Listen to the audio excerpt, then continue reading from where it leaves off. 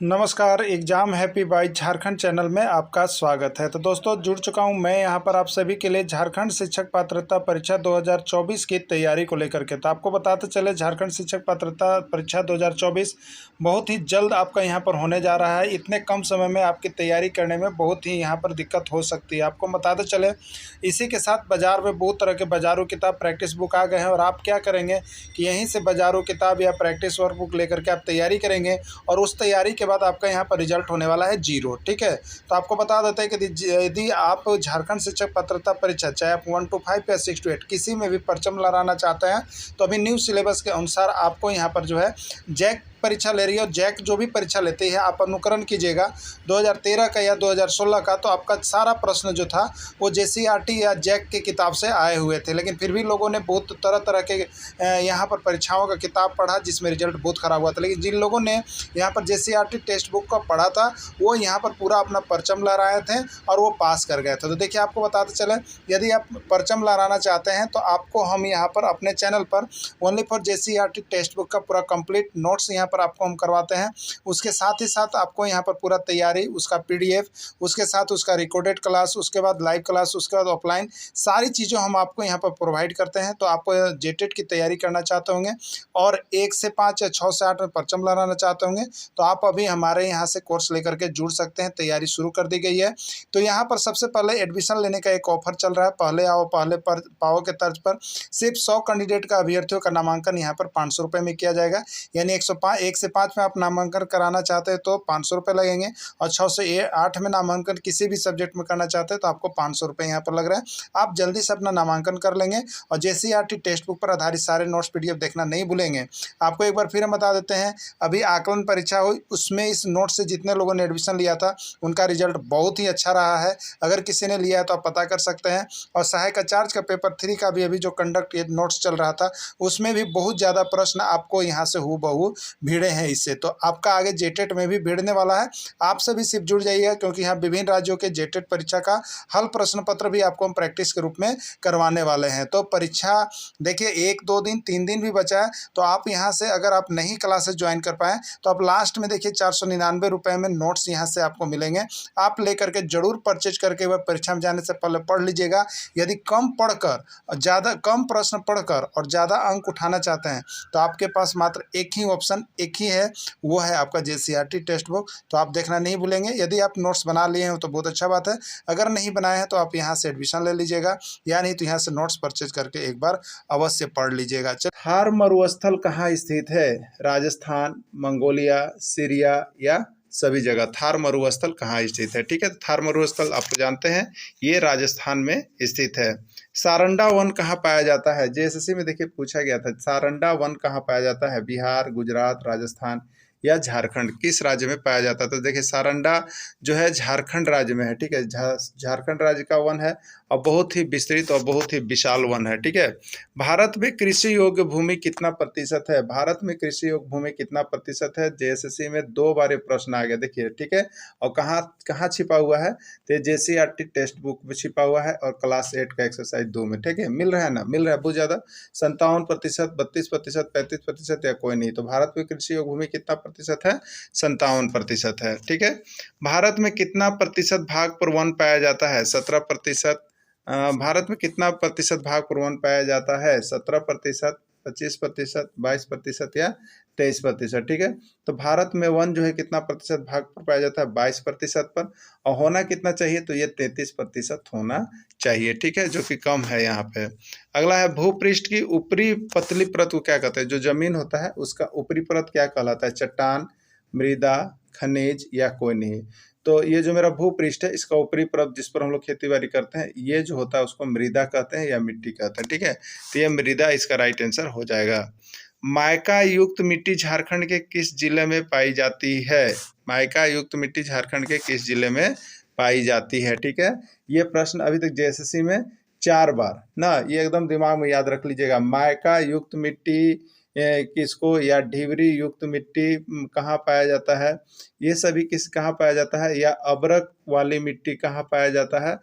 ये सभी जो है आपको झारखंड के कोडरमा जिले में पाया जाता है। ठीक है, कोडरमा जिला में आप जैसे प्रवेश कीजिएगा ना तो सारा रोड चमकता हुआ मिलेगा। सारा रोड क्या हुआ, चमकता हुआ मिलता है। चमकने का कारण क्या है, तो वहाँ पर अब्रक का खान है, अब्रक का खदान है, जिसके कारण जो भी लोग मायका ले जाते हैं उसको, अब्रक को मायका भी बोला जाता है। ठीक है, मायका बोला जाता है, उसी को मायका हम लोग बोलते हैं, उसी को ढिबरा हम लोग बोलते हैं। क्या बोलते हैं, ढिबरा। याद रखिएगा, ये प्रश्न आपको छोड़ने वाला नहीं है। ये प्रश्न आपका जेटेट में भी आया था, अगर आप देखे होंगे तो। ठीक है, तो मायका युक्त मिट्टी या अब्रक युक्त मिट्टी झारखंड के किस जिले में पाई जाती है, या चमकती हुई मिट्टी झारखंड के किस जिले में पाई जाती है, कुछ कह सकता है, वो आपको कोडरमा में डाल देना है। किस में डाल देना है, कोडरमा में।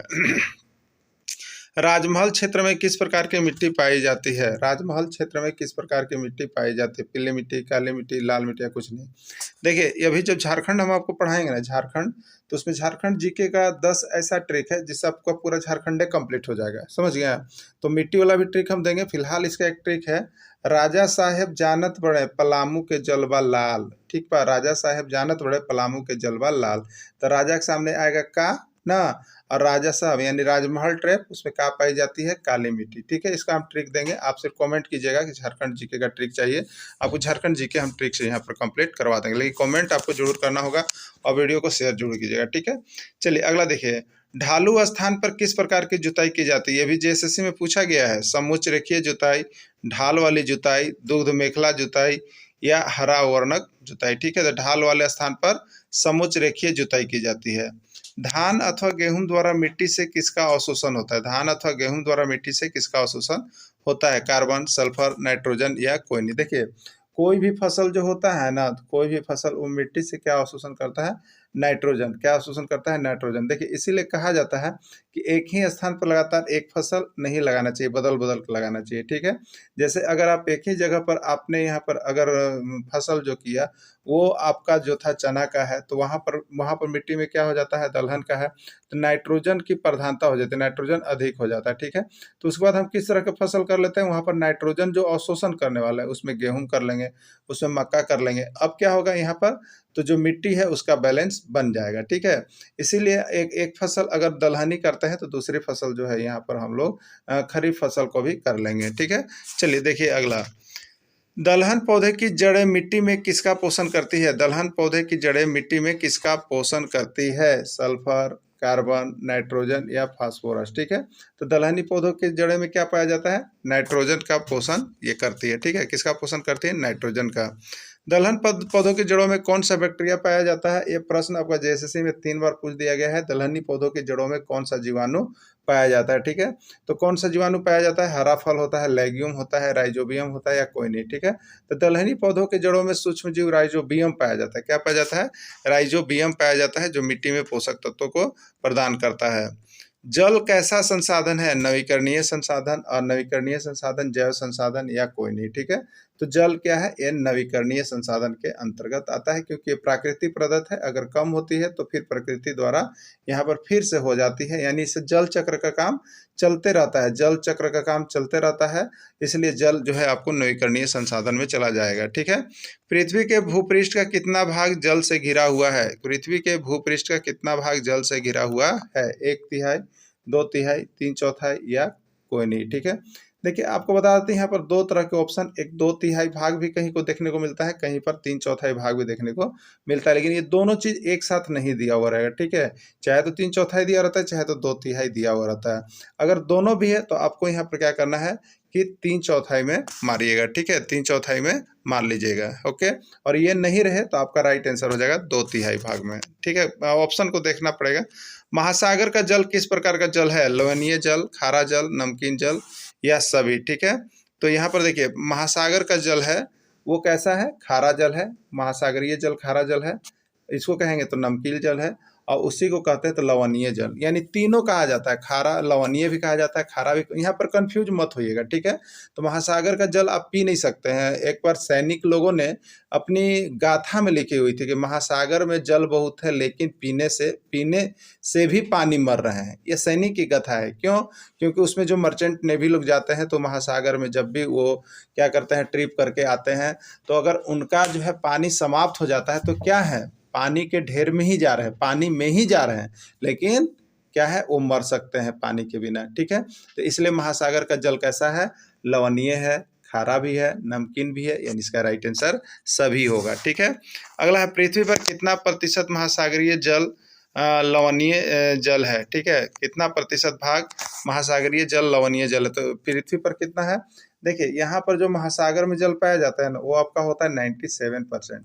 ठीक है, कितना होता है, 97% होता है वो लवणीय जल है। मतलब ये क्या है, लवणीय जल है, इसी को कहिए खारा जल है। पृथ्वी पर कितना महासागरीय जल है। ठीक है, ये सभी देखिए अब जैसे आरटी से निकल के आ रहा है और आपको लग रहा है कि हमने परीक्षा दिया था, ये प्रश्न आया था, हमसे छूटा है, तो आप लोग मिस मत कीजिए। ठीक है, सामाजिक विज्ञान को तो ऐसा हम यहाँ पर हलवा बना दिए हैं ना, कि चाहे आप यहाँ पर पॉलिटिकल को देखिएगा, चाहे आप यहाँ पर आप देख लीजिएगा ज्योग्राफी को, चाहे हिस्ट्री को, पूरा हलवा बना दे रहे हैं। 10th तक का जो आप देख लिए ना, तो यहाँ से चाहे आपका पेपर 3 में छप रहा है, चाहे पेपर 4 में छप रहा है, बता दे रहे हैं। यहाँ से आपका प्रश्न अगर पेपर 4 में है तो आपको 40% भिड़ना ही भिड़ना है, और अगर पेपर 3 में है तो यहाँ से तो 60 और 70% आपको लड़ जाएगा, एकदम लड़ेगा। ठीक है, तो आप नोट्स लेना कभी नहीं भूलिएगा, और पढ़ना जितना भी हो सके जल्दी जल्दी लेकर के पढ़ लीजिए, परीक्षा बहुत नज़दीक है। ठीक है, अगला, पृथ्वी पर कितना भाग अलवणीय जल या मीठा जल होता है। देखिए लवणीय, लवणीय क्या होता है, लवणीय, लवणीय मतलब क्या होता है, लवण युक्त, यानी वो खारा भी होता है, वो नमकीन भी होता है। लेकिन अलवणीय जल अवरी, उसमें खारा नहीं रहेगा, नमकीन नहीं रहेगा, उसको हम लोग कहते हैं मीठा जल। क्या कहते हैं, मीठा जल, जो हम लोग किसका, तो पीने के काम में उपयोग लाते हैं। ठीक है, तो पीने के काम में उपयोग लाते हैं, वो कितना परसेंट है, 4%, 5%, 2% या 2.7%। देखिए ये प्रश्न अभी तक झारखंड में जो टीचर बनने के लिए था ना, तो ये आपको 2008 में भी आया हुआ था। ठीक है, 2008 का एग्जाम हुआ उसमें भी आया, 2012 का एग्जाम हुआ उसमें भी आया, और यहाँ पर अभी जेटेट में भी ये प्रश्न पूछ दिया गया था। ठीक है, तो ये जल वाला चैप्टर जो है ना, आप देख ही लीजिएगा, एकदम एक प्रश्न यहाँ से आता है। तो अब देखिए अलवणीय जल या मीठा जल कितना है। ठीक है, तो देखिए इसका जो परसेंटेज है ना, ऐसे 3% होगा, लेकिन आपको 3% बहुत कम देता है, आपको देगा 2.5 या 2.6 या 2.7, इस तरह का नज़दीकी देगा। तो याद रखिएगा 2.5 से लेके 2.9 के बीच वाला जो है उसको आप टेकिंग करिएगा, नहीं तो ऐसे ऑप्शन कन्फ्यूज नहीं करता है। यानी 4%, 2%, 3% और देगा यहाँ पर 6%, तो 3% वाला कर लीजिएगा, लेकिन ये 2.5 से 2.9 के बीच में एक ऑप्शन देता है। ठीक है, चलिए अगला देखिएगा, जिन वनों के वृक्ष वर्ष के किसी भी ऋतु में अपनी पत्तियां एक साथ नहीं गिराते, उन्हें कौन सा वन कहते हैं। सदाहरित वन, पर्णपाती वन, कंटीली वन या कोई नहीं। ठीक है, तो उसको हम लोग क्या कहते हैं, सदा हरित वन के नाम से जानते हैं। एक साथ जो है सभी पत्तियों को नहीं गिराती, वो धीरे धीरे गिरते रहता है। वैसे वन जो किसी विशेष ऋतु में अपनी पत्तियों की किसी विशेष ऋतु एक साथ गिरा देते हैं, उन्हें कौन सा वन कहते हैं। सदाहरित वन, पर्णपाती वन, कंटीली वन या कोई नहीं। ठीक है, तो उन्हें हम लोग पर्णपाती वन कहते हैं, जो एक ही साथ अपने सारे पत्तियों को गिरा देते हैं और एक ही साथ वहाँ पर फिर से पत्तियाँ निकलती है उसमें। जंगल में आग लगना क्या कहलाता है। बड़वा नल, दावा नल, पावा नल या कोई नहीं। MVVI प्रश्न इसको है। ठीक है, 1001 बार ये प्रश्न पूछ दिया गया है। तो पूछा कैसा है, तो जो जंगल में आग लगना, और एगो पूछता है पेट में आग लगना को क्या कहते हैं। पेट में आग लगना को क्या कहते हैं, और दूसरा पूछता है जंगल में आग लगना को क्या कहते हैं। ठीक है, एकदम याद रखिएगा, जंगल में आग लगना को क्या कहते हैं और पेट में आग लगना को क्या कहते हैं। दो प्रश्न एकदम 100% छप जाता है। ठीक है, तो देखिए पेट में जो आग लगता है ना, पेट में, तो पेट में हम लोग का पाया जाता है, देखिए बड़ी आंत। क्या पाया जाता है, बड़ी आंत। तो बड़ी आंत पाया जाता है, इसलिए ब से बड़वा नल याद रखिएगा, बड़वा नल याद रखिएगा जी। ठीक है, क्या याद रख लीजिएगा आप लोग, बड़वा नल।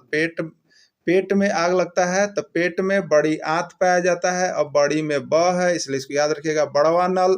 एकदम क्लियर क्लियर इसको कर लीजिएगा, ऐसी समझिएगा, नहीं तो रटने वाला जो है ना, बड्डी लोग कंफ्यूज किया। और प्रश्न बार बार आपका झारखंड में तो हर बारे पूछिए दे रहा है, समझे, तो आप सभी जरूर देख लीजिएगा। अब देखिए, अब जंगल में आग लगने वाले को क्या कहेंगे, इसको कैसे याद कर ले कि एकदम दिमागवा में हमारे बनल रहे और हम कहीं ना भुलाएं। अब बताइए कैसे होगा।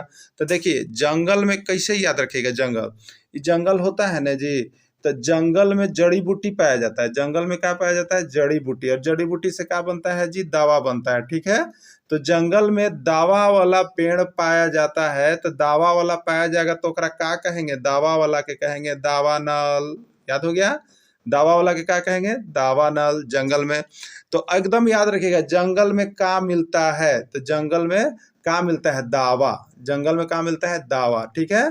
जंगल में पेड़ जड़ी बूटी होता है, जंगल में जड़ी बूटी होता है, जड़ी बूटी से मिलता है दावा, और उसी को हम कहेंगे दावानल। उसी को क्या कहेंगे, दावानल। याद हो गया एकदम कंफर्म। तो देखिए, तो जंगल में लगने वाली आग को दावानल कहते हैं। एकदम यहाँ से एक प्रश्न छप रहा है। अब बताइए, इसी तरह से जैसे हम सारा चीज आपको यहाँ पर चैप्टर वाइज अगर 10वां तक आप कर लेते हैं, तो देखिए कोई आप बाजारू किताब लिए होंगे, आज हम आपको 100% मुहर मार के दे देते हैं। कोई आप बाजारू किताब लिए होंगे और खूब रटे होंगे, लेकिन इस तरह से आपको कहीं भी कंसेप्ट क्लियर नहीं होगा। तो हम आपको यहाँ पर पीडीएफ भी दे दे रहे हैं, साथ में आपको यहाँ पर इसका क्लास भी दे दे रहे हैं। इससे ज़्यादा क्या चाहिए इतना चीप रेट में। तो आप सभी अभी अभी वीडियो देखने के बाद तुरंत जुड़ जाइए, और जितना भी समय है, बहुत छोटे छोटे प्रश्न है, सब कुछ देख लीजिए इंपॉर्टेंट, कि आपको यहाँ पर स्कोर बढ़ जाए आपके एग्जाम में, ठीक है।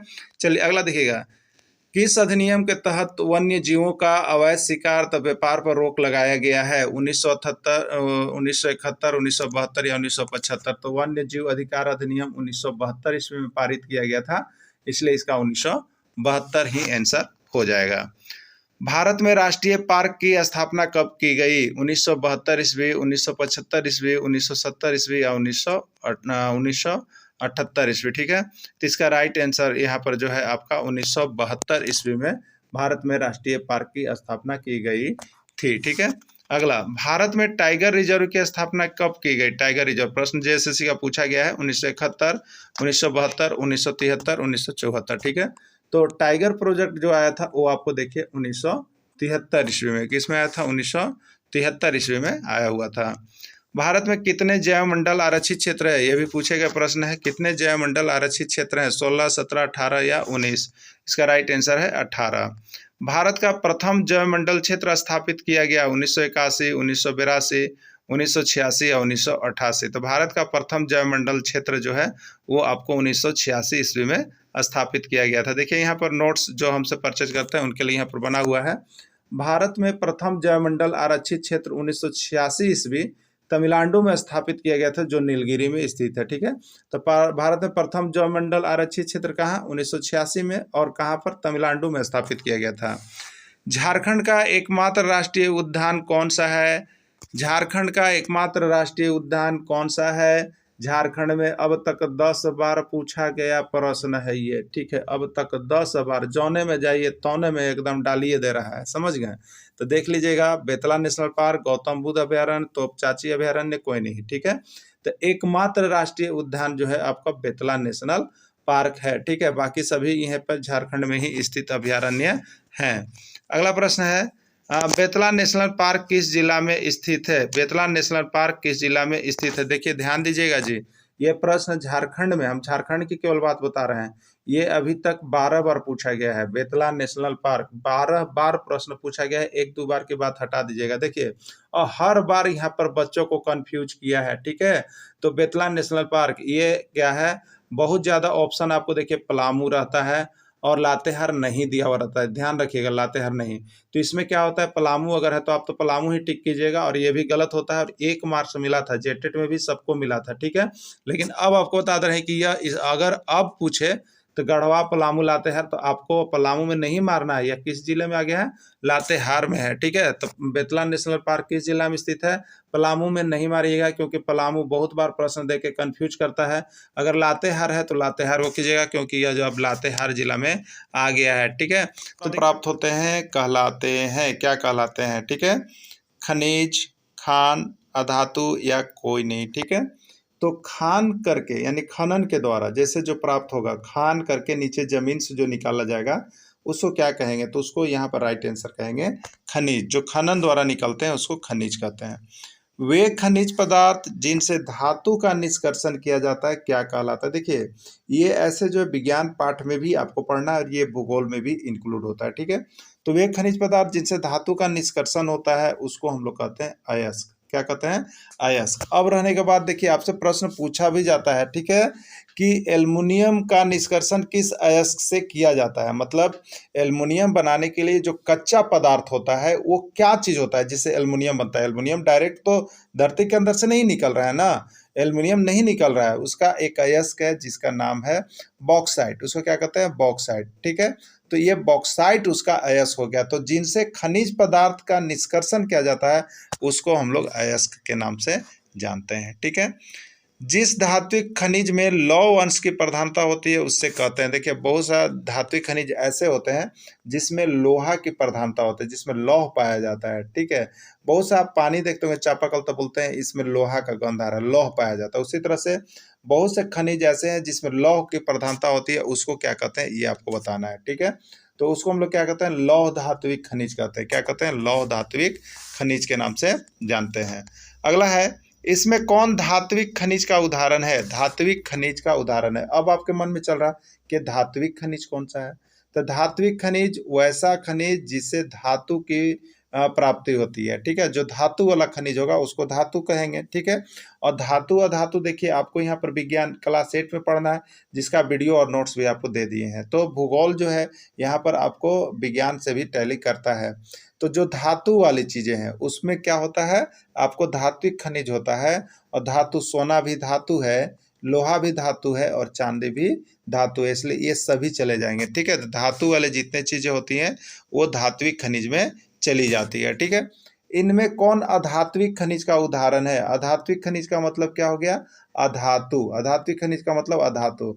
और धातु और अधातु आपको नहीं पता है तो आप क्लास 8 का वीडियो पूरा बना हुआ है, उसको आप देख लीजिएगा, यहाँ पर धातु अधातु क्लियर हो जाएगा। ठीक है, तो इसमें कौन सा अधात्विक खनिज है? तो चूना पत्थर ये अधातु है, अब्रक ये भी अधातु है, जिप्सम ये भी अधातु है, यानी ये सभी जो है अधात्विक खनिज के अंतर्गत चले जाएंगे। विश्व का सबसे बड़ा कोयला उत्पादक देश है चीन, भारत, ईरान या इराक। तो विश्व में अगर सबसे अधिक कोयला का कोई देश उत्पादन कर रहा है तो वो आपका यहाँ पर चीन है। ठीक है, विश्व का तीसरा सबसे बड़ा कोयला उत्पादक देश कौन है? चीन, भारत, ब्राजील या ईरान। तो तीसरा कौन है आपका? भारत है, यहाँ पर भारत है तीसरे स्थान पर।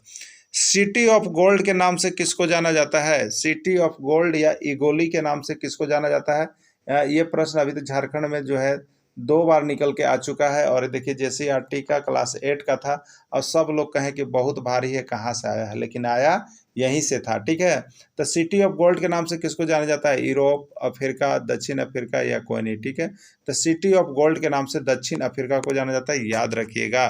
सिटी ऑफ गोल्ड याद रखिएगा, सिटी ऑफ गोल्ड, गोल्ड के नाम से किसको जाना जाता है? तो गोल्ड को यहाँ पर आप कर लीजिएगा, गोल्ड और डायमंड, सोना और हीरा। तो गोल्ड और डायमंड, डायमंड में डी से दक्षिण अफ्रीका याद रख लीजिएगा। ठीक है, तो गोल्ड और डायमंड ये दक्षिण अफ्रीका में पाया जाता है सबसे ज्यादा।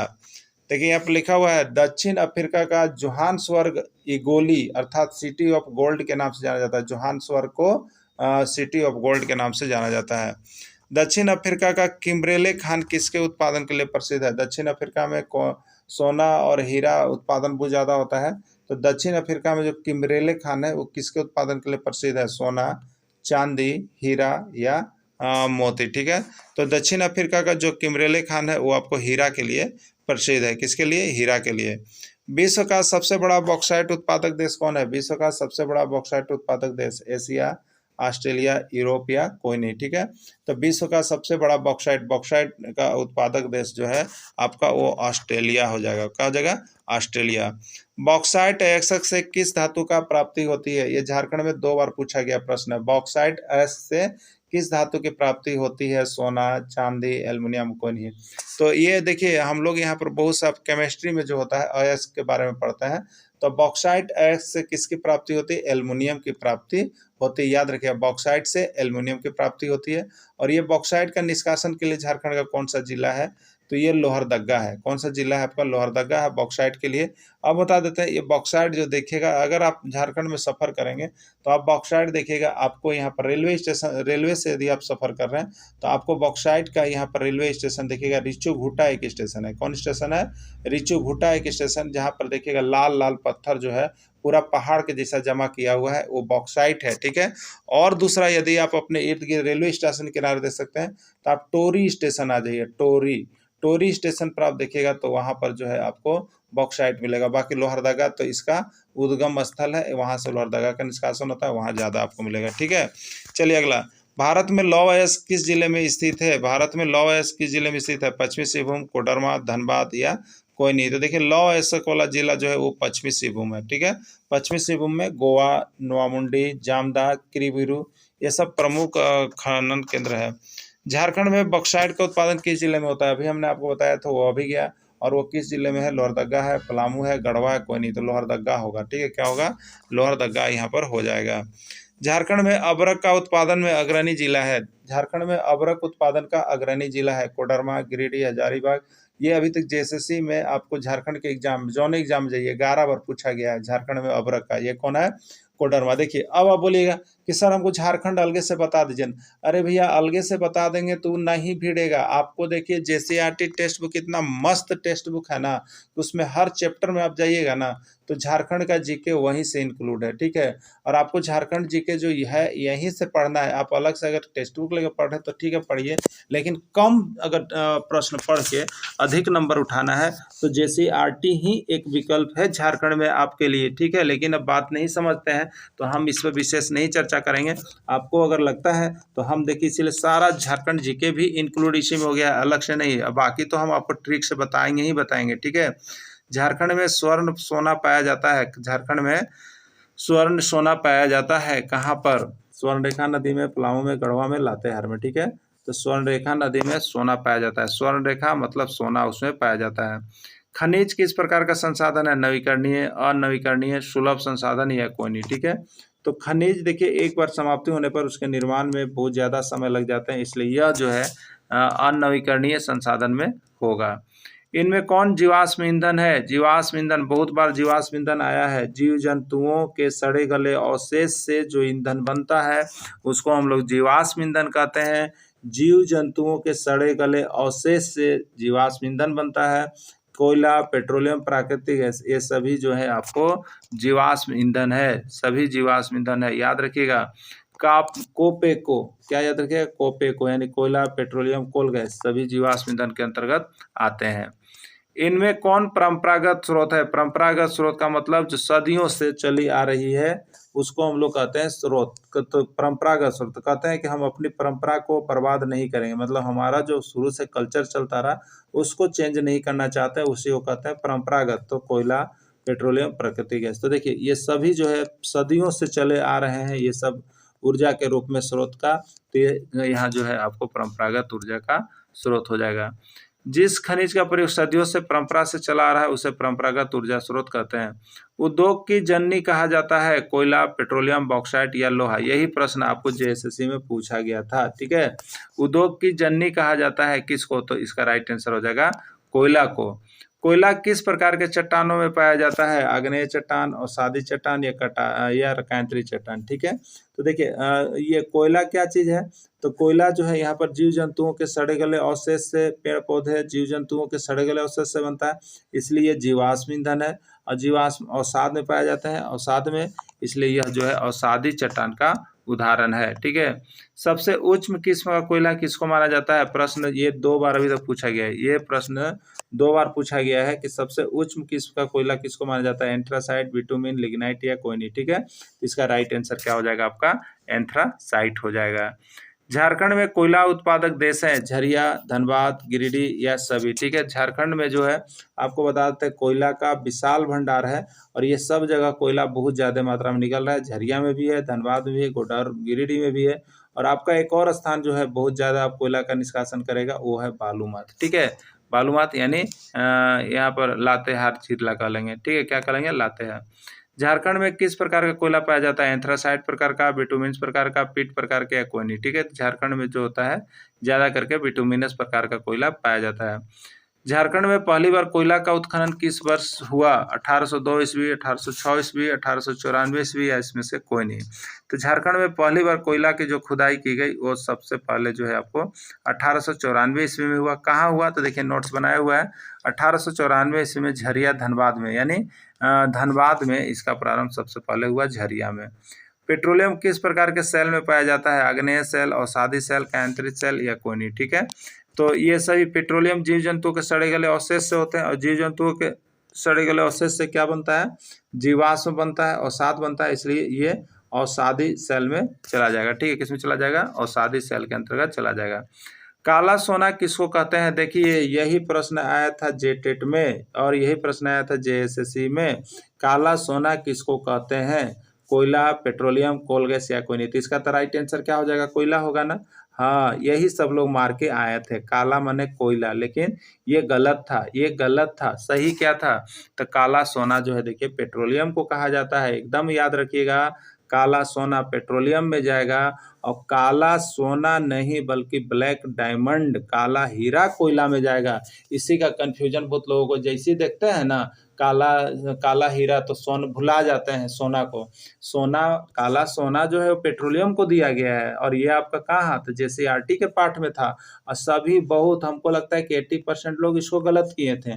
तो देखिए, आप कंफ्यूजन जब तक दूर नहीं रखिएगा, जब तक जेसीईआरटी को एक लाइन से नहीं देख लीजिएगा, उसका वीडियो नहीं सुन लीजिएगा। वीडियो सुनने के बाद जो है आपको बहुत कंफ्यूजन दूर होता है, आप लोग नहीं सुनते हैं। देखिए, इसीलिए हम सारा वीडियो आपको दे रहे हैं चैप्टर वाइज भी, और फिर उसका महामैराथन भी करवा रहे हैं आपको, लेकिन फिर भी आप लोग नहीं जुड़ रहे हैं। जुड़िए और सारा नोट्स लेके पढ़ लीजिए, दोबारा मौका नहीं मिलेगा, नहीं तो फिर 12 साल बाद कोई बहाली आता है यहाँ पर। भारत में पेट्रोलियम उत्पादक प्रमुख क्षेत्र है असम का डिगबोई, मुंबई है, गुजरात की खंभात, ये सभी में जो है पेट्रोलियम उत्पादक क्षेत्र है। इसका राइट आंसर सभी हो जाएगा। देखिए, विश्व में प्रथम तेल का कुआं, नोट्स बना हुआ है, विश्व में प्रथम तेल का कुआं 1859 ईस्वी में पेलिसबेनिया यानी संयुक्त राज्य अमेरिका में खोजा गया। सबसे पहले संयुक्त राज्य अमेरिका में। भारत में प्रथम तेल का कुआं 1890 ईस्वी असम के डिगबोई में खोदा गया। एकदम याद रखिएगा, पूछा गया प्रश्न है कि डिगबोई किस लिए प्रसिद्ध है? तो ये तेल उत्पादक क्षेत्र के लिए प्रसिद्ध है। और डिगबोई कहाँ है, ये भी प्रश्न पूछा है, तो डिगबोई असम में है, यानी प्रथम तेल का कुआं डिगबोई असम में खोदा गया। झारखंड में जल विद्युत उत्पादन का प्रारंभ किस परियोजना के साथ हुआ है? दामोदर नदी घाटी परियोजना, भांगड़ा नंगल परियोजना, स्वर्ण कलकारो नदी परियोजना या कोई नहीं। ठीक है, तो झारखंड में जल विद्युत उत्पादन योजना किस परियोजना के साथ हुआ है? तो दामोदर नदी घाटी निगम, दामोदर नदी घाटी परियोजना के साथ इसका हुआ है। डीवीसी यानी दामोदर नदी घाटी निगम परियोजना की स्थापना कब हुई? 1946, 1947, 1948 या 1950। तो डीवीसी यानी दामोदर नदी घाटी, दामोदर का वैली कारपोरेशन, इसकी स्थापना जो हुई 1948 ईस्वी में हुई है। विश्व का प्रथम जल विद्युत केंद्र 1878 ईस्वी में कहाँ स्थापित किया गया? ब्रिटेन, संयुक्त राज्य अमेरिका, ब्राजील या कोई नहीं। राइट आंसर ब्रिटेन में विश्व का प्रथम जल विद्युत केंद्र स्थापित किया गया। भारत में प्रथम जल विद्युत केंद्र कहाँ स्थापित किया? कर्नाटक में सरस्वती नदी पर, दामोदर नदी घाटी झारखंड में, कोलकारो नदी परियोजना कलकत्ता में, नागा अर्जुन सागर परियोजना आंध्र प्रदेश में। कहाँ पर भारत में प्रथम जल विद्युत केंद्र स्थापित किया गया? ठीक है, तो इसका राइट आंसर क्या हो जाएगा? तो ये आपका हो जाएगा भारत में सबसे पहले, तो ये आपका हो जाएगा कर्नाटक में सरस्वती नदी पर। इनमें कौन ऊर्जा के गैर परंपरागत स्रोत हैं? मैंने ऊर्जा के ऐसे स्रोत जो सदियों से नहीं चले आ रहे हैं, जो नया अब वैकल्पिक के रूप में ढूंढा गया है, वो कौन कौन है वैकल्पिक स्रोत की जिससे पहले परंपरागत स्रोत से हटा जाए? तो परंपरागत तो सदियों से क्या चला रहा है? कोयला, पेट्रोलियम, कोल गैस, ये तो देख लिए। लेकिन गैर परंपरागत जो अभी अब लेटेस्ट आ रहे हैं, जिसका स्रोत है सौर ऊर्जा, पवन ऊर्जा, ज्वारीय ऊर्जा, सभी। तो ये सभी, सौर ऊर्जा भी गैर परंपरागत ऊर्जा स्रोत है, पहले से नहीं आ रहा था, अब निर्माण, पवन ऊर्जा का भी अब निर्माण इन्वेंशन किया गया, ज्वारीय ऊर्जा, ये सभी गैर परंपरागत स्रोत में आते हैं। ठीक है, चलिए, सौर ऊर्जा का उपयोग किया जाता है सौर कुकर, सौर तापक, सोलर कुकर, यह सभी में सौर ऊर्जा का प्रयोग इन सभी में किया जाता है। अब फिजिक्स के अंतर्गत भी इसको क्लास 10th का देखिएगा। विश्व का सबसे बड़ा पवन ऊर्जा उत्पादक केंद्र है चीन, अरब, संयुक्त राज्य अमेरिका या कनाडा। ठीक है, तो विश्व का सबसे बड़ा पवन ऊर्जा उत्पादक केंद्र जो है वो आपका यहाँ पर चीन है। भारत में पवन ऊर्जा का उत्पादन सबसे अधिक किस राज्य में होता है? तमिलनाडु, गुजरात, राजस्थान या कोई नहीं। तो भारत में सबसे अधिक पवन ऊर्जा का उत्पादन जो है आपको तमिलनाडु में होता है। परमाणु ऊर्जा से जुड़ी हुई धातु है यूरेनियम, थोरियम, ए और बी दोनों, कोई नहीं। तो परमाणु ऊर्जा से जुड़ी हुई दोनों धातुएं जो है यूरेनियम और थोरियम जो है परमाणु ऊर्जा से जुड़ी हुई है। भारत में यूरेनियम का भंडार किस राज्य में पाया जाता है? भारत में यूरेनियम का भंडार जो है झारखंड के किस राज्य में पाया जाता है? राजस्थान, झारखंड, ए और बी दोनों, कोई नहीं। तो भारत के राजस्थान और झारखंड दोनों में जो है यूरेनियम का भंडार पाया जाता है।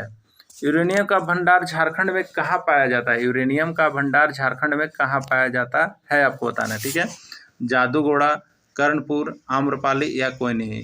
तो यूरेनियम का भंडार जो है झारखंड में कहाँ पाया जाता है? आपको जादूगोड़ा में पाया जाता है। जादूगोड़ा का नाम एकदम दिमाग में बैठा लीजिएगा, समझे? ये जादूगोड़ा अब तक के एग्जाम में 10 बार पूछ दिया गया है आपका झारखंड के एग्जाम में, चाहे आप कौन एग्जाम में जा रहे हैं, कि जादूगोड़ा किस लिए प्रसिद्ध है, सबसे ज़्यादा बार प्रश्न पूछा गया है। ठीक है, यूरेनियम का भंडार झारखंड में कहाँ है, ये भी प्रश्न पूछा गया। तो जादूगोड़ा जैसे ही मिले तो गोड़ा को एकदम याद रख लीजिएगा, ये यूरेनियम के लिए है और ये जादूगोड़ा में मिलता है। यानी यूरेनियम किस जिला में कहाँ प्राप्त होता है? तो जादूगोड़ा में। ठीक है, जादूगोड़ा किस लिए प्रसिद्ध है? तो यूरेनियम के लिए प्रसिद्ध है। यही प्रश्न बार बार पूछा जाता है। ठीक है, झारखंड के पूर्वी सिंहभूम जिला में स्थित जादूगोड़ा में यूरेनियम का भंडार पाया जाता है। ठीक है, यूरेनियम पूर्वी सिंहभूम जिला में पाया जाता है। झारखंड में जादूगोड़ा किस लिए प्रसिद्ध है? देखिए यह प्रश्न फिर आ गया, यह प्रश्न तो पूछवे करता है, झारखंड में जादूगोड़ा किस लिए प्रसिद्ध है? यूरेनियम, थोरियम, क्रायोलाइट, या कोई नहीं। इसका राइट आंसर यूरेनियम है। और देखिए जेसीईआरटी में ही आपको मिला ना, चैप्टर भी देख लीजिएगा, आपको दिक्कत हो तो आप क्लास जाइएगा, 8 क्लास लीजिएगा, इससे चैप्टर खोलिएगा, देखिए मिलेगा। तो बहुत कन्फ्यूजन आपको जो है जेसीईआरटी में दूर हो जाएगा और कम प्रश्न पढ़ के ज़्यादा यहाँ पर प्रश्न आपको भिड़ रहा है। थोरियम सबसे अधिक भारत के किस राज्य में पाया जाता है? कर्नाटक, केरल, झारखंड या मध्य प्रदेश सबसे अधिक कहाँ पाया जाता है? तो ये आपका हो जाएगा केरल।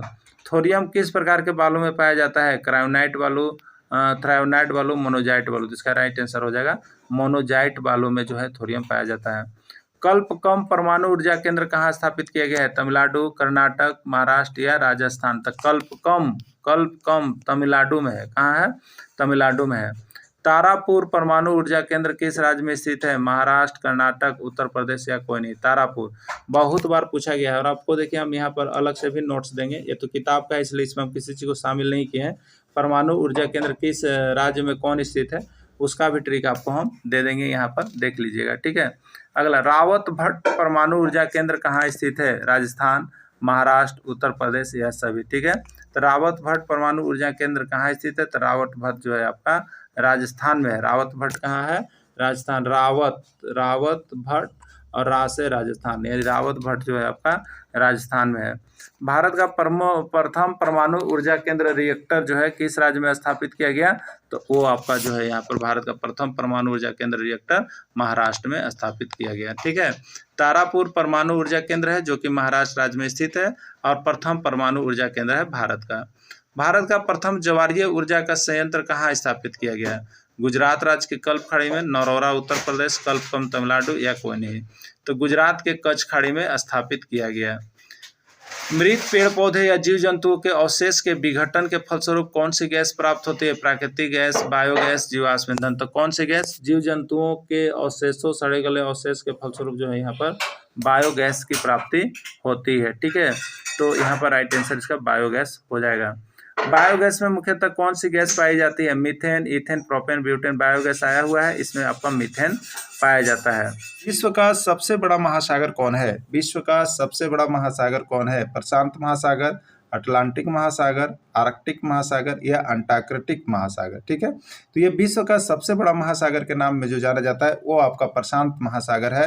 वो विश्व का सबसे बड़ा महासागर है और ये यूपी टेट में आपको 2 बार पूछा गया है और यहाँ पर कहिएगा राजस्थान टेट में तो यहाँ पर 1 बार इस प्रश्न को जिक्र किया गया है। ठीक है, चलिए अगला प्रश्न देखिएगा। विश्व का सबसे गहरा महासागर कौन है? विश्व का सबसे गहरा महासागर कौन है? प्रशांत महासागर, हिंद महासागर, अटलांटिक महासागर या आर्कटिक महासागर। तो विश्व का सबसे गहरा महासागर कह लीजिए, वो भी आपको प्रशांत महासागर ही आता है। ठीक है, तो प्रशांत महासागर इसका राइट आंसर होगा, यानी राइट आंसर इसका ए हो जाएगा। किस महासागर की आकृति वृत्ताकार होती है? किस महासागर की आकृति वृत्ताकार होती है? राजस्थान टेट में 1 बार पूछा गया है, हरियाणा टेट में 1 बार पूछा गया है और यहाँ पर कहिएगा पी टेट में भी 1 बार पूछा गया है। ठीक है, तो किस महासागर की आकृति वृत्ताकार होती है? हिंद महासागर, प्रशांत महासागर, अटलांटिक महासागर या आर्कटिक महासागर। ठीक है, तो यहाँ पर प्रशांत महासागर जो होता है उसकी भी आकृति जो होती है वृत्ताकार होती है। उसकी भी आकृति क्या होती है? वृत्ताकार होती है। विश्व का सबसे गहरा भाग मेरियाना गर्त किस महासागर में स्थित है? विश्व का सबसे गहरा भाग मेरियाना गर्त किस महासागर में स्थित है? याद रखिएगा मेरियाना गर्त, मैरीन ट्रेंच याद रखिएगा। ठीक है, ये मेरियाना गर्त आया हुआ प्रश्न है आपका यूपी टेट में 3 बार और यहाँ पर कहिएगा बिहार टेट में भी एक बार पूछ दिया गया है। उसी तरह से आप देखिएगा तो एच टेट में भी एक बार पूछा गया है ना। तो ये प्रशांत महासागर बहुत अच्छा जो है टॉपिक है। प्रशांत महासागर का लगभग चीज़ को देख लीजिएगा, क्योंकि यहाँ से एक प्रश्न आपका सामाजिक विज्ञान है या जीके है, वो दोनों में आएगा। अगर 1 से 5 की आप तैयारी कर रहे हैं तो भी आपके लिए जीके सेक्शन में चला जाएगा, अगर कोई 6 to 8 की तैयारी कर रहा है तो उसके लिए सामाजिक विज्ञान में चला जाएगा। ठीक है, तो अब देखिएगा विश्व का सबसे गहरा भाग मैरियाना गर्त किस में है, तो वो भी आपका यहाँ पर आंसर डी है, यानी प्रशांत महासागर में ही है। ठीक है, किस में है, प्रशांत महासागर में है। विश्व का दूसरा सबसे बड़ा महासागर कौन है, विश्व का दूसरा सबसे बड़ा महासागर कौन है, प्रशांत महासागर, अटलांटिक महासागर, हिंद महासागर या आर्कटिक महासागर। ठीक है, तो विश्व का देखिए जो ये दूसरा सबसे बड़ा महासागर है विश्व का, वो आपका प्रशांत के बाद अटलांटिक महासागर आता है। कौन आता है, अटलांटिक महासागर। यह विश्व का दूसरा सबसे बड़ा महासागर है। ठीक है, आपको हम महासागर का नाम भी याद करने का अभी ट्रिक पढ़ाएंगे। ठीक है, महासागर का नाम याद रखने का भी ट्रिक अभी आपको हम बताएंगे, नीचे आप देखते रहिएगा, बने रहिएगा। और इसके पहले भी हमने बता दिया है, उसको भी देख लीजिएगा। आज हम इसका ऑब्जेक्टिव प्रश्न आपको करवा दे रहे हैं जो कि विभिन्न राज्यों में आए हुए। तो देखिए एक चीज़ आपको हम बता देते हैं कि जो विभिन्न राज्यों के शिक्षक पात्रता परीक्षा है ना, आप प्रीवियस ईयर जो आपको हम ये सब बता दे रहे हैं ना, ये सब कहीं नहीं मिलेगा। ठीक है, क्योंकि बहुत बड़ा कलेक्शन करने में इसमें समय लगता है, लेकिन इसके बाद भी यदि आप नहीं जुड़ रहे तो आपका कहीं ना कहीं नुकसान हो रहा है। ठीक है, तो आप सभी देखिए यहाँ पर देखने के बाद यहाँ से सारा नोट्स पीडीएफ, अभी तो क्लासेज चल रही है, आप क्लासेज पीडीएफ वाली जो चल रही है उसको जरूर देख लीजिए सभी को, क्योंकि आपको इसमें बहुत सारे प्रश्न ऐसे ट्रिक से बताया जा रहा है ना कि आपको फिर कभी भी दिक्कत ही नहीं आएगा, इसलिए आप सभी जुड़ जाइएगा। ठीक है, तो विश्व का दूसरा सबसे बड़ा महासागर कौन हो गया, अटलांटिक महासागर हो गया। अंध महासागर किस महासागर को जाना जाता है, अंध महासागर किस महासागर को जाना जाता है। ठीक है, तो प्रशांत महासागर, अटलांटिक महासागर, हिंद महासागर या अंटार्कटिक महासागर। अटलांटिक महासागर को ही देखिए अंध महासागर भी कहा जाता है, अटलांटिक महासागर को ही अंध महासागर कहा जाता है। अगला प्रश्न है, पानी का संकरा भाग जो दो बड़ी जलराशि समुद्र और महासागर को एक साथ जोड़ते हैं क्या कहलाता है, पठार संधि, वन संधि, जल संधि, दरा संधि। कल ही जो क्लास चला था उसमें आप सभी ने इसको देखा था, पानी का दो संकरा स्थल जो समुद्र और महासागर को एक साथ जोड़ते हैं उस संधि को हम लोग कहते हैं देखिए जल संधि। उस संधि को क्या कहते हैं, जल संधि कहते हैं। इसमें जल संधि किस में है, सी में है, तो सी आपका राइट आंसर हो जाएगा। अगला, महासागर की संख्या कितनी है, महासागर की संख्या कितनी है, याद रखिएगा महासागर की 1, 3, 5 कोई नहीं, तो इसकी संख्या कितनी है, 5 है, महासागर की संख्या 5 है। ये भी आपका बिहार टेट का प्रश्न है और साथ ही साथ ये आपका जो है असम टेट का प्रश्न है जो पूछा गया था। तो ये 2 जगह प्रश्न पूछा गया है, आपसे पूछा जा सकता है। आइए इसको थोड़ा सा देख लेते हैं। ठीक है, इसको थोड़ा सा हम लोग याद कर लेंगे महासागर के बारे में। देखिए, आंटी आकर कही, याद रखिएगा महासागर का नाम एकदम। ठीक है, आंटी आकर कही प्रशांत और अटल हिंदुस्तानी है। कोई आंटी आई और वह आकर क्या कही कि ये जो प्रशांत और अटल, इसका नाम प्रशांत है, इसका नाम अटल है, तो प्रशांत और अटल क्या हैं, भैया हिंदुस्तानी है, भैया हिंदुस्तानी है। ठीक है, तो ये बस याद कर लीजिएगा मेरे प्यारे, आंटी ने आकर कही या आंटी आकर कही, बस आंटी कौन बताई, प्रशांत और अटल, ये दोनों भाई हैं। प्रशांत और अटल के बारे में एक आंटी आई, वो बताई कि प्रशांत और अटल हिंदुस्तानी है। इतना ही से आपको ट्रिक बन गया, महासागर क्या एगो है उसका नाम याद हो जाएगा और महासागर का नाम भी याद हो जाएगा। चलिए ठीक है, तो देखिए आंटी से हो गया अंटार्कटिक महासागर, आकर से आर्कटिक महासागर, प्रशांत से प्रशांत महासागर, अटल से अटलांटिक महासागर और हिंदुस्तानी में हिंद से हिंद महासागर। क्लियर हो गया ना, तो कितने हुए, 1, 2, 3, 4, 5। एक लाइक दबा दो भाई, एक लाइक दबा दो मेरे प्यारे सभी शिक्षक बंधु, और यहाँ पर मेरे प्यारे विद्यार्थी एक लाइक दबा दीजिए। सब महासागर का नाम हमने कंप्लीट करवा दिया, हो गया ना। किससे कहा, प्रशांत और अटल खड़े थे, कैसे, प्रशांत और अटल खड़े थे, आंटी आकर कही कि प्रशांत अटल हिंदुस्तानी है। क्लियर, इस तरह से कुछ बना के देखिए, कुछ चीज़ों को याद कर लीजिएगा, बहुत ही अच्छा रहेगा आप सभी के लिए। ठीक है, चलिए देखिए अगला, विश्व का सबसे बड़ा महाद्वीप। कल तो महाद्वीप हमने पूरा क्लियर कर दिया था आप सभी को, ठीक है, याद है। तो अभी टेस्ट चल रहा है, आप इसमें भाग ले रहे हैं, तो बताइए जल्दी जल्दी कौन सा है। ठीक है, तो सभी को देखिए, पहले थ्योरेटिकल क्लासेस जितने चलते हैं आप सभी को देख लीजिएगा, उसके बाद हमको ऑब्जेक्टिव भी करवा देते हैं आप लोगों को, ठीक ना। तो उसको जरूर देख लीजिएगा। विश्व का सबसे बड़ा महाद्वीप आपको बता देते हैं, 101 बार ये प्रश्न आ गया है, 101 बार याद रखिएगा, बहुत ही सुमुहूर्त है इस प्रश्न का। तो विश्व का सबसे बड़ा महाद्वीप पूछ दिया गया प्रश्न है, 101 बार पूछ दिया गया है। आपको लगेगा बहुत हल्का प्रश्न है, देखिए प्रश्न तो हल्के भारी दोनों आते हैं ना, लेकिन कभी कभी कंफ्यूज हो जाते हैं हल्के में ही लोग, इसलिए सबको अच्छी तरह से देखिएगा और सबको उतना ही महत्व दीजिएगा, जितना कमजोर का, जितना बलवान का, ठीक है, सबका कहीं ना कहीं काम आ जाता है। तो विश्व का सबसे बड़ा महाद्वीप कौन होगा? एशिया, अफ्रीका, उत्तरी अमेरिका या ऑस्ट्रेलिया, ठीक है। तो विश्व का सबसे बड़ा महाद्वीप जो है एशिया महाद्वीप है, ठीक है। देखिए इसके लिए हमने कल तो आपको बताया भी था, क्या बताया था, एक ट्रिक बताया था ना, क्या बताया था? सिया लड़की है, सिया ने फ्री में नासा आंटी का रूप लिया, कल बताया था ना, नासा आंटी का रूप लिया। इससे क्या याद हो गया था? इससे महाद्वीप या महादेश जो कहिए उसका नाम याद करवा दिए थे, अभी नीचे और कर भी करवा देंगे, ठीक है। तो विश्व का सबसे बड़ा महाद्वीप एशिया है। एशिया महाद्वीप से होकर कौन सी रेखा गुजरती है बताइए? 101 बार प्रश्न पूछा गया है। देखिए सब प्रश्न कहाँ से आ रहा है? JCERT के नोट से मत सोचिए, केवल लाइव लोग परेशान हैं। कहाँ? चेहरा देखने के लिए देखते रहिए, चेहरा देखने से अगर एग्जाम निकल जाता तो बहुत बढ़िया है भाई, निकाल लीजिए चेहरा देख के एग्जाम। नोट्स कहीं नहीं मिलेंगे, आपको बता दे रहे हैं, आपको हम अभी दावा करते हैं नोट्स कहीं नहीं मिलेगा आपको। जितने मेहनत करके बनाया गया है ना सभी किताब का, यहीं से ही भिड़ता है। सहायक चार्ज में तो छड़ी लग गई सभी की, और यहाँ से बहुत लोगों का निकला, लगभग 50 में 42 हाईएस्ट स्कोर गया था, आपको बता देते हैं। तो सभी को जुड़ जाइएगा, ठीक है। चलिए, एशिया महाद्वीप से होकर कौन सी रेखा गुजरती है? तो एशिया महाद्वीप से होकर कर्क रेखा गुजरती है। ये UP TET, MP TET, CG TET सब में ये प्रश्न एकदम बौछार कर दिया था, ठीक है। एशिया और यूरोप से मिलकर निर्माण होता है, मत पूछिए कहाँ आया था, तो जेटेट में आया था, जेटेट में आया था। लोगों ने कहा अरे भाई प्रश्न कहीं मिला ही नहीं, और जब जा करके देखे ना ये क्लास 6 में ही, तो उनकी तो हट्टी पट्टी हो गई कि भाई ये तो प्रश्न JCERT से पूछा था। तो यही तो है, अभी भी संभल जाइए मेरे प्यारे शिक्षक बंधु, और यहाँ पर नोट से जो भी आपको जेटेट निकालना है ना, 101% परचम लहराना है ना, तो इसको तो देखना भूलिए मत।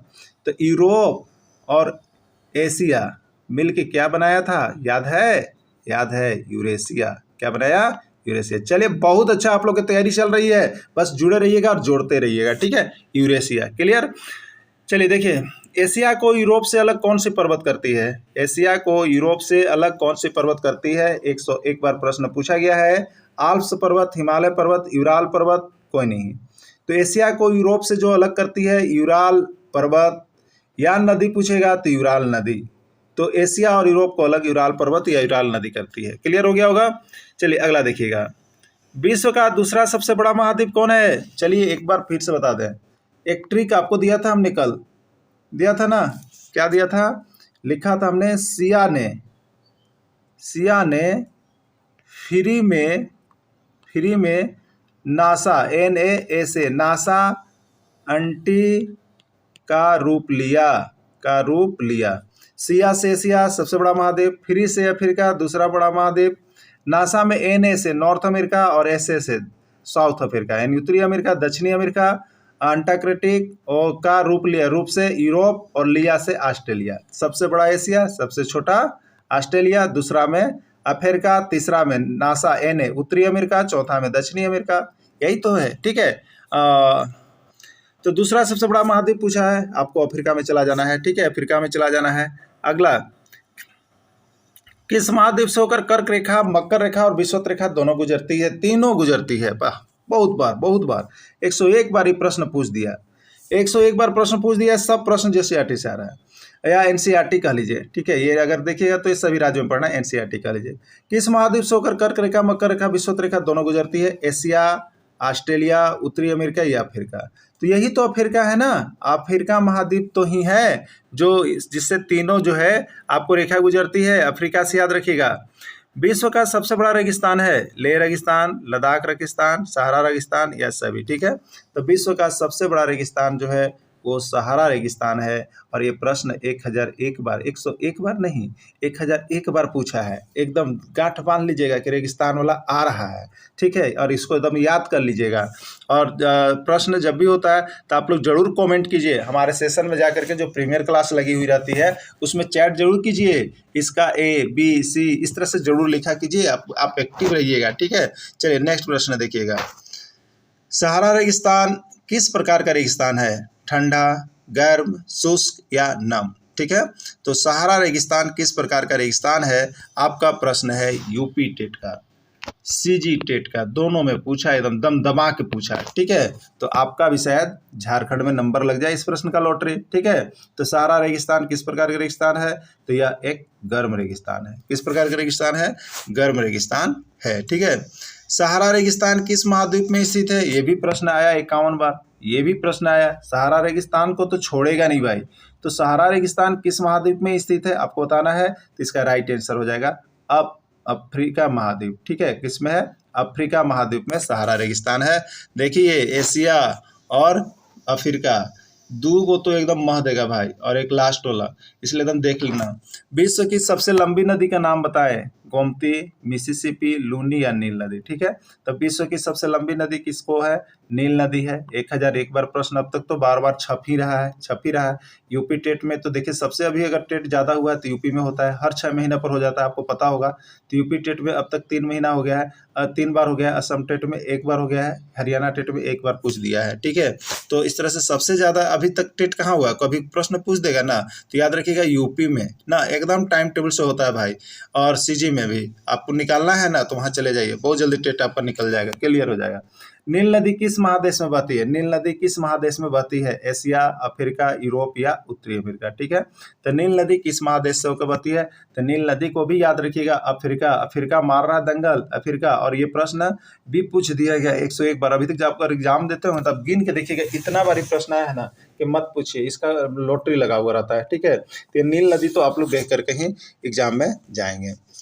अगला, उत्तरी अमेरिका दक्षिणी अमेरिका से एक संक्रिय स्थल से जुड़ी हुई रहती है, जिसको हम लोग कहते हैं पनामा जल स्तंभ, पनामा स्थल संधि, पनामा दरा संधि, मिश्रण संधि, ठीक है। तो उत्तरी अमेरिका और दक्षिणी अमेरिका एक संक्रिय स्थल, याद रखिए स्थल से जुड़ी हुई है। तो स्थल से जुड़ी हुई है तो हम लोग क्या कहेंगे? पनामा स्थल संधि कहेंगे। अगर जल से जुड़ी हुई रहती है तो क्या कहते हैं? पनामा जल संधि कहते हैं। और दर्रा से जुड़ा हुआ रहता है क्या कहते हैं? पन्ना दर्रा संधि कहते हैं। तो ये उत्तरी अमेरिका और दक्षिणी अमेरिका एक संक्रिय स्थल से जुड़े हुए रहते हैं, इसलिए इसको पनामा स्थल संधि कहेंगे। और ये प्रश्न जो है आपका H टेट में 1 बार पूछा गया है, ठीक है। चलिए नेक्स्ट प्रश्न देखिएगा। विश्व का तीसरा सबसे बड़ा महाद्वीप कौन है? तीसरा सबसे बड़ा महाद्वीप कौन है? अभी तो देखिए हमने बता दिया था सिया ने फ्री। तो सिया, एशिया, ने का कोई अर्थ नहीं है, फ्री का मतलब अफ्रीका था। नासा आंटी, NASA, नासा, तो ये नॉर्थ अमेरिका हो गया, ये साउथ अमेरिका हो गया। तो नॉर्थ अमेरिका ये तीसरा स्थान पर हुआ और साउथ अमेरिका चौथा स्थान पर हुआ। तो ये पूछा तीसरा सबसे बड़ा महाद्वीप, तो उत्तरी अमेरिका, बी को मार लीजिएगा, ठीक है।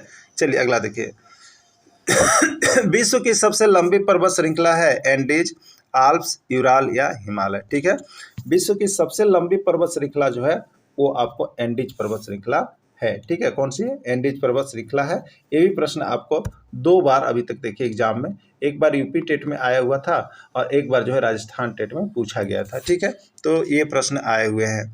अगला, एंडीज पर्वत श्रृंखला किस महाद्वीप में है? अफ्रीका, उत्तरी अमेरिका, दक्षिणी अमेरिका या यूरोप में, ठीक है। तो एंडीज पर्वत श्रृंखला जो है ये दक्षिणी अमेरिका में स्थित है, ठीक है। कहाँ पर है?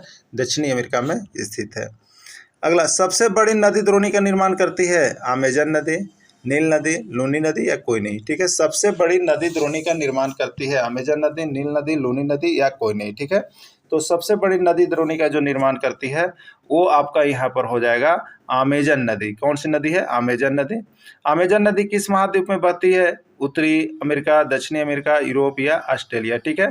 तो ये दक्षिणी अमेरिका में अमेजन नदी बहती है। किस महाद्वीप को श्वेत महाद्वीप कहते हैं? किस महाद्वीप को श्वेत महाद्वीप कहते हैं? एशिया, अंटार्कटिक, अटलांटिक या प्रशांत महासागर, ठीक है। तो ये जो महाद्वीप, कौन सा महाद्वीप श्वेत महाद्वीप होते हैं? तो देखिए अंटार्कटिक महाद्वीप जो होता है ना, अंटार्कटिक, उसको श्वेत महाद्वीप कहते हैं, क्योंकि ये बर्फ की चादरों से ढका हुआ रहता है। बर्फ की चादरों से हमेशा ढका हुआ रहता है, इसीलिए इसको जो है हम लोग क्या कहते हैं, श्वेत महाद्वीप कहते हैं। कल भी इसको हमने थ्योरेटिकल क्लास में आपको सारा चीज बताया था। श्वेत महाद्वीप कहते हैं किसको, ये अंटार्कटिक महाद्वीप को क्यों कहते हैं, क्योंकि ये बर्फ की चादरों से ढका हुआ रहता है, इसलिए इसको श्वेत महाद्वीप के नाम से कहते हैं ना। चलिए अगला प्रश्न है, सबसे छोटा महाद्वीप का नाम बताइए। सबसे छोटा महाद्वीप का नाम बताइए। 101 बार ये प्रश्न पूछा गया। बड़का और छोटका के तो लगा हुआ रहता है, एकदम लाइन लगा हुआ रहता है, ठीक ना।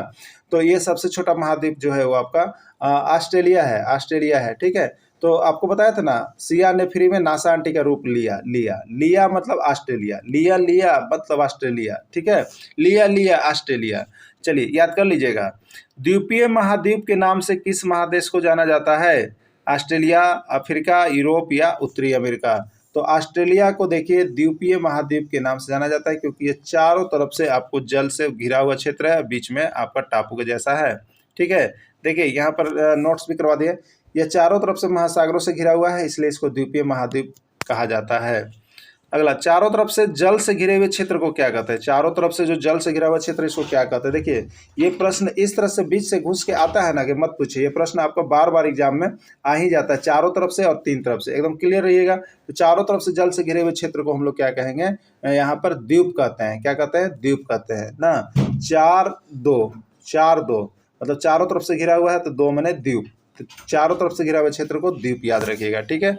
नेक्स्ट प्रश्न है, तीन तरफ से जल से घिरे हुए क्षेत्र को क्या कहते हैं? तीन तरफ से जल से घिरे हुए क्षेत्र को क्या कहते हैं? जेटेट में ये पूछा गया है 1 बार, ठीक है। एच टेट में पूछा गया है 2 बार और पी टेट में पूछा गया है 1 बार। तो याद रखिएगा तीन तरफ से, तो ठीक है। तो देखिए सुनते हैं कभी कभी ना, कहते हैं प्रायः 3 आदमी को नहीं जाना चाहिए, ठीक है, एक साथ प्रायः 3। तो यहाँ पर तीन तरफ से जो घिरा हुआ क्षेत्र रहेगा, तो प्रायः मतलब प्रायद्वीप याद रख लीजिएगा। तीन तरफ से प्रायः 3 आदमी, तो प्रायः मतलब प्रायद्वीप याद रखिएगा। तो तीन तरफ से जो जल से घिरा हुआ क्षेत्र रहेगा उसको क्या कहिएगा? प्रायद्वीप कहिएगा। क्या कहिएगा? प्रायद्वीप कहिएगा। ये इसका राइट आंसर हो जाएगा, ठीक है। चलिए, पृथ्वी का लगभग कितने प्रतिशत भाग पर जल है? पृथ्वी का लगभग कितने प्रतिशत भाग पर जल है? 78, 71, 75, 80, ठीक है। तो देखिए यहाँ के अनुसार जो अभी आपको जो जेसीईआरटी में आंकड़ा दे रहा है उसके अनुसार है 71% भूभाग पर जल है, ठीक है। चलिए अगला देखिएगा, जल का कितना प्रतिशत भाग शुद्ध जल है? ये आपका जेटेट में भी पूछा गया प्रश्न है, जेटेट में, और उसके बाद एच टेट में 2 बार आया हुआ है, यूपी टेट में 1 बार आया हुआ है और सीजी टेट में 1 बार आया हुआ है ये जल। तो ऐसे जल चैप्टर आपको हम इसके पहले पढ़ा दिए हैं, ये सब चीज़ पढ़ाई हो गई है, आप देख लीजिएगा। और जो देखिए अभी तक नहीं जुड़े हैं ना, आपको बता देते हैं, ठीक है। आप जहाँ भी जुड़ना चाहते हैं जुड़िए, लेकिन यहाँ भी आप नोट्स लेकर के पढ़ना और क्लास करना मत भूलिएगा। और वो भी आपको हम बहुत ही चीप रेट पे आप सभी विद्यार्थियों के लिए यहाँ पर रखे हुए हैं। अभी आपको मिल रहा है सिर्फ और सिर्फ 500 रुपये में, नहीं तो कल से हो जाएगा आपको 1000 रुपये। इसलिए अभी के अभी जुड़ जाइएगा, नहीं तो अब यहाँ पर ऑफर समाप्त होने वाला है। आपको मिलेंगे 500 वाली चीज़ें 1000 रुपये में। तो आज जुड़िए, अभी जुड़िए, और यहाँ पर पूरे जेटेट पास करने के लिए 101% गारंटी आपको टीम दे रहा है, ठीक है। तो यहाँ पर जल का कितना प्रतिशत भाग, तो इसके लिए बोले थे 2.5 से लेकर 3 तक में कोई ऑप्शन देगा तो आप मार लीजिएगा, ठीक है। तो यहाँ पर देखिए 2.7 दिया है, तो 2.7 इसका राइट आंसर हो जाएगा, ठीक है। तो इस भारत के उत्तर में कौन स्थित है? भारत के उत्तर में कौन स्थित है? बंगाल की खाड़ी, हिमालय पर्वत, अरब सागर या हिंद महासागर, ठीक है। ये आपका यूपी टेट में 2 बार पूछा गया है और बिहार टेट में 1 बार आया हुआ प्रश्न है, ठीक है। तो भारत के उत्तर में कौन स्थित है? तो हम लोग जानते हैं भारत के उत्तर में हिमालय पर्वत है, ठीक है। भारत के सबसे उत्तर में जाइएगा तो क्या होगा? हिमालय पर्वत। बने हुए रहिएगा, रुके हुए रहिएगा। इसका ट्रिक भी हम आपको आज याद करवा देंगे, अभी तक कहीं नहीं मिला होगा, लेकिन आपको आज हमारे यहाँ एक ट्रिक मिलेगा, जिससे कि आप उत्तर, दक्षिण, पूर्व, पश्चिम एकदम फाइनल क्लियर रहिएगा हमेशा, और बेसिक कंसेप्ट भी क्लियर रहिएगा, ठीक है। तो अब देखिए अगला, यहाँ पर भारत के दक्षिण में कौन स्थित है? भारत के दक्षिण में कौन स्थित है आपको बताना है। ये सीजी टेट में 1 बार आया हुआ है और बिहार टेट में भी 1 बार आया हुआ प्रश्न है कि भारत के दक्षिण में कौन स्थित है? बंगाल की खाड़ी, हिमालय पर्वत, अरब सागर या हिंद महासागर, ठीक है। तो दक्षिण में कौन स्थित है? दक्षिण में आपका स्थित है यहाँ पर हिंद महासागर, ठीक है। कौन स्थित है? हिंद महासागर स्थित है। भारत के पूर्व में कौन स्थित है? भारत के पूर्व में कौन स्थित है? एकदम देखिए, अभी आपको लग रहा है ना कि क्यों, कैसे ये हो रहा है। अभी इसके नीचे तुरंत ट्रिक दिया हुआ है, तुरंत ट्रिक, और आज के बाद आपको उत्तर दक्षिण पूर्व पश्चिम कभी भी पूछा जाएगा ना, तो आप एकदम कभी भी कन्फ्यूजन नहीं होइएगा, एकदम क्लियर बनाते चलिएगा, ठीक है। बस 1 मिनट रुक जाइए, प्रश्न के साथ आपको ट्रिक भी अभी इसके नीचे दे दिए हैं हम ना। सारा जो ज्योग्राफी चाहे हिस्ट्री इसी तरह से आपको बना हुआ है कि आपको जेसीईआरटी का है, प्रश्न कम है और उसको समझाया अच्छा तरह से गया है, बीच बीच में उसका ट्रिक भी दिया गया है। तो इससे बेस्ट क्लास आपके लिए देखिए नहीं हो सकता है, इसलिए आप जुड़ करके यहाँ से जरूर तैयारी कर लीजिएगा, जिससे कि आपको 100% सफलता मिल सके, ठीक है। भारत के पूर्व में कौन स्थित है? बंगाल की खाड़ी, हिमालय पर्वत, अरब सागर या हिंद महासागर, ठीक है। तो हम लोग तो यहाँ देख लिए कि उत्तर में हिमालय पर्वत है, ठीक है, और दक्षिण में कौन है? दक्षिण में द से हिंद महासागर है।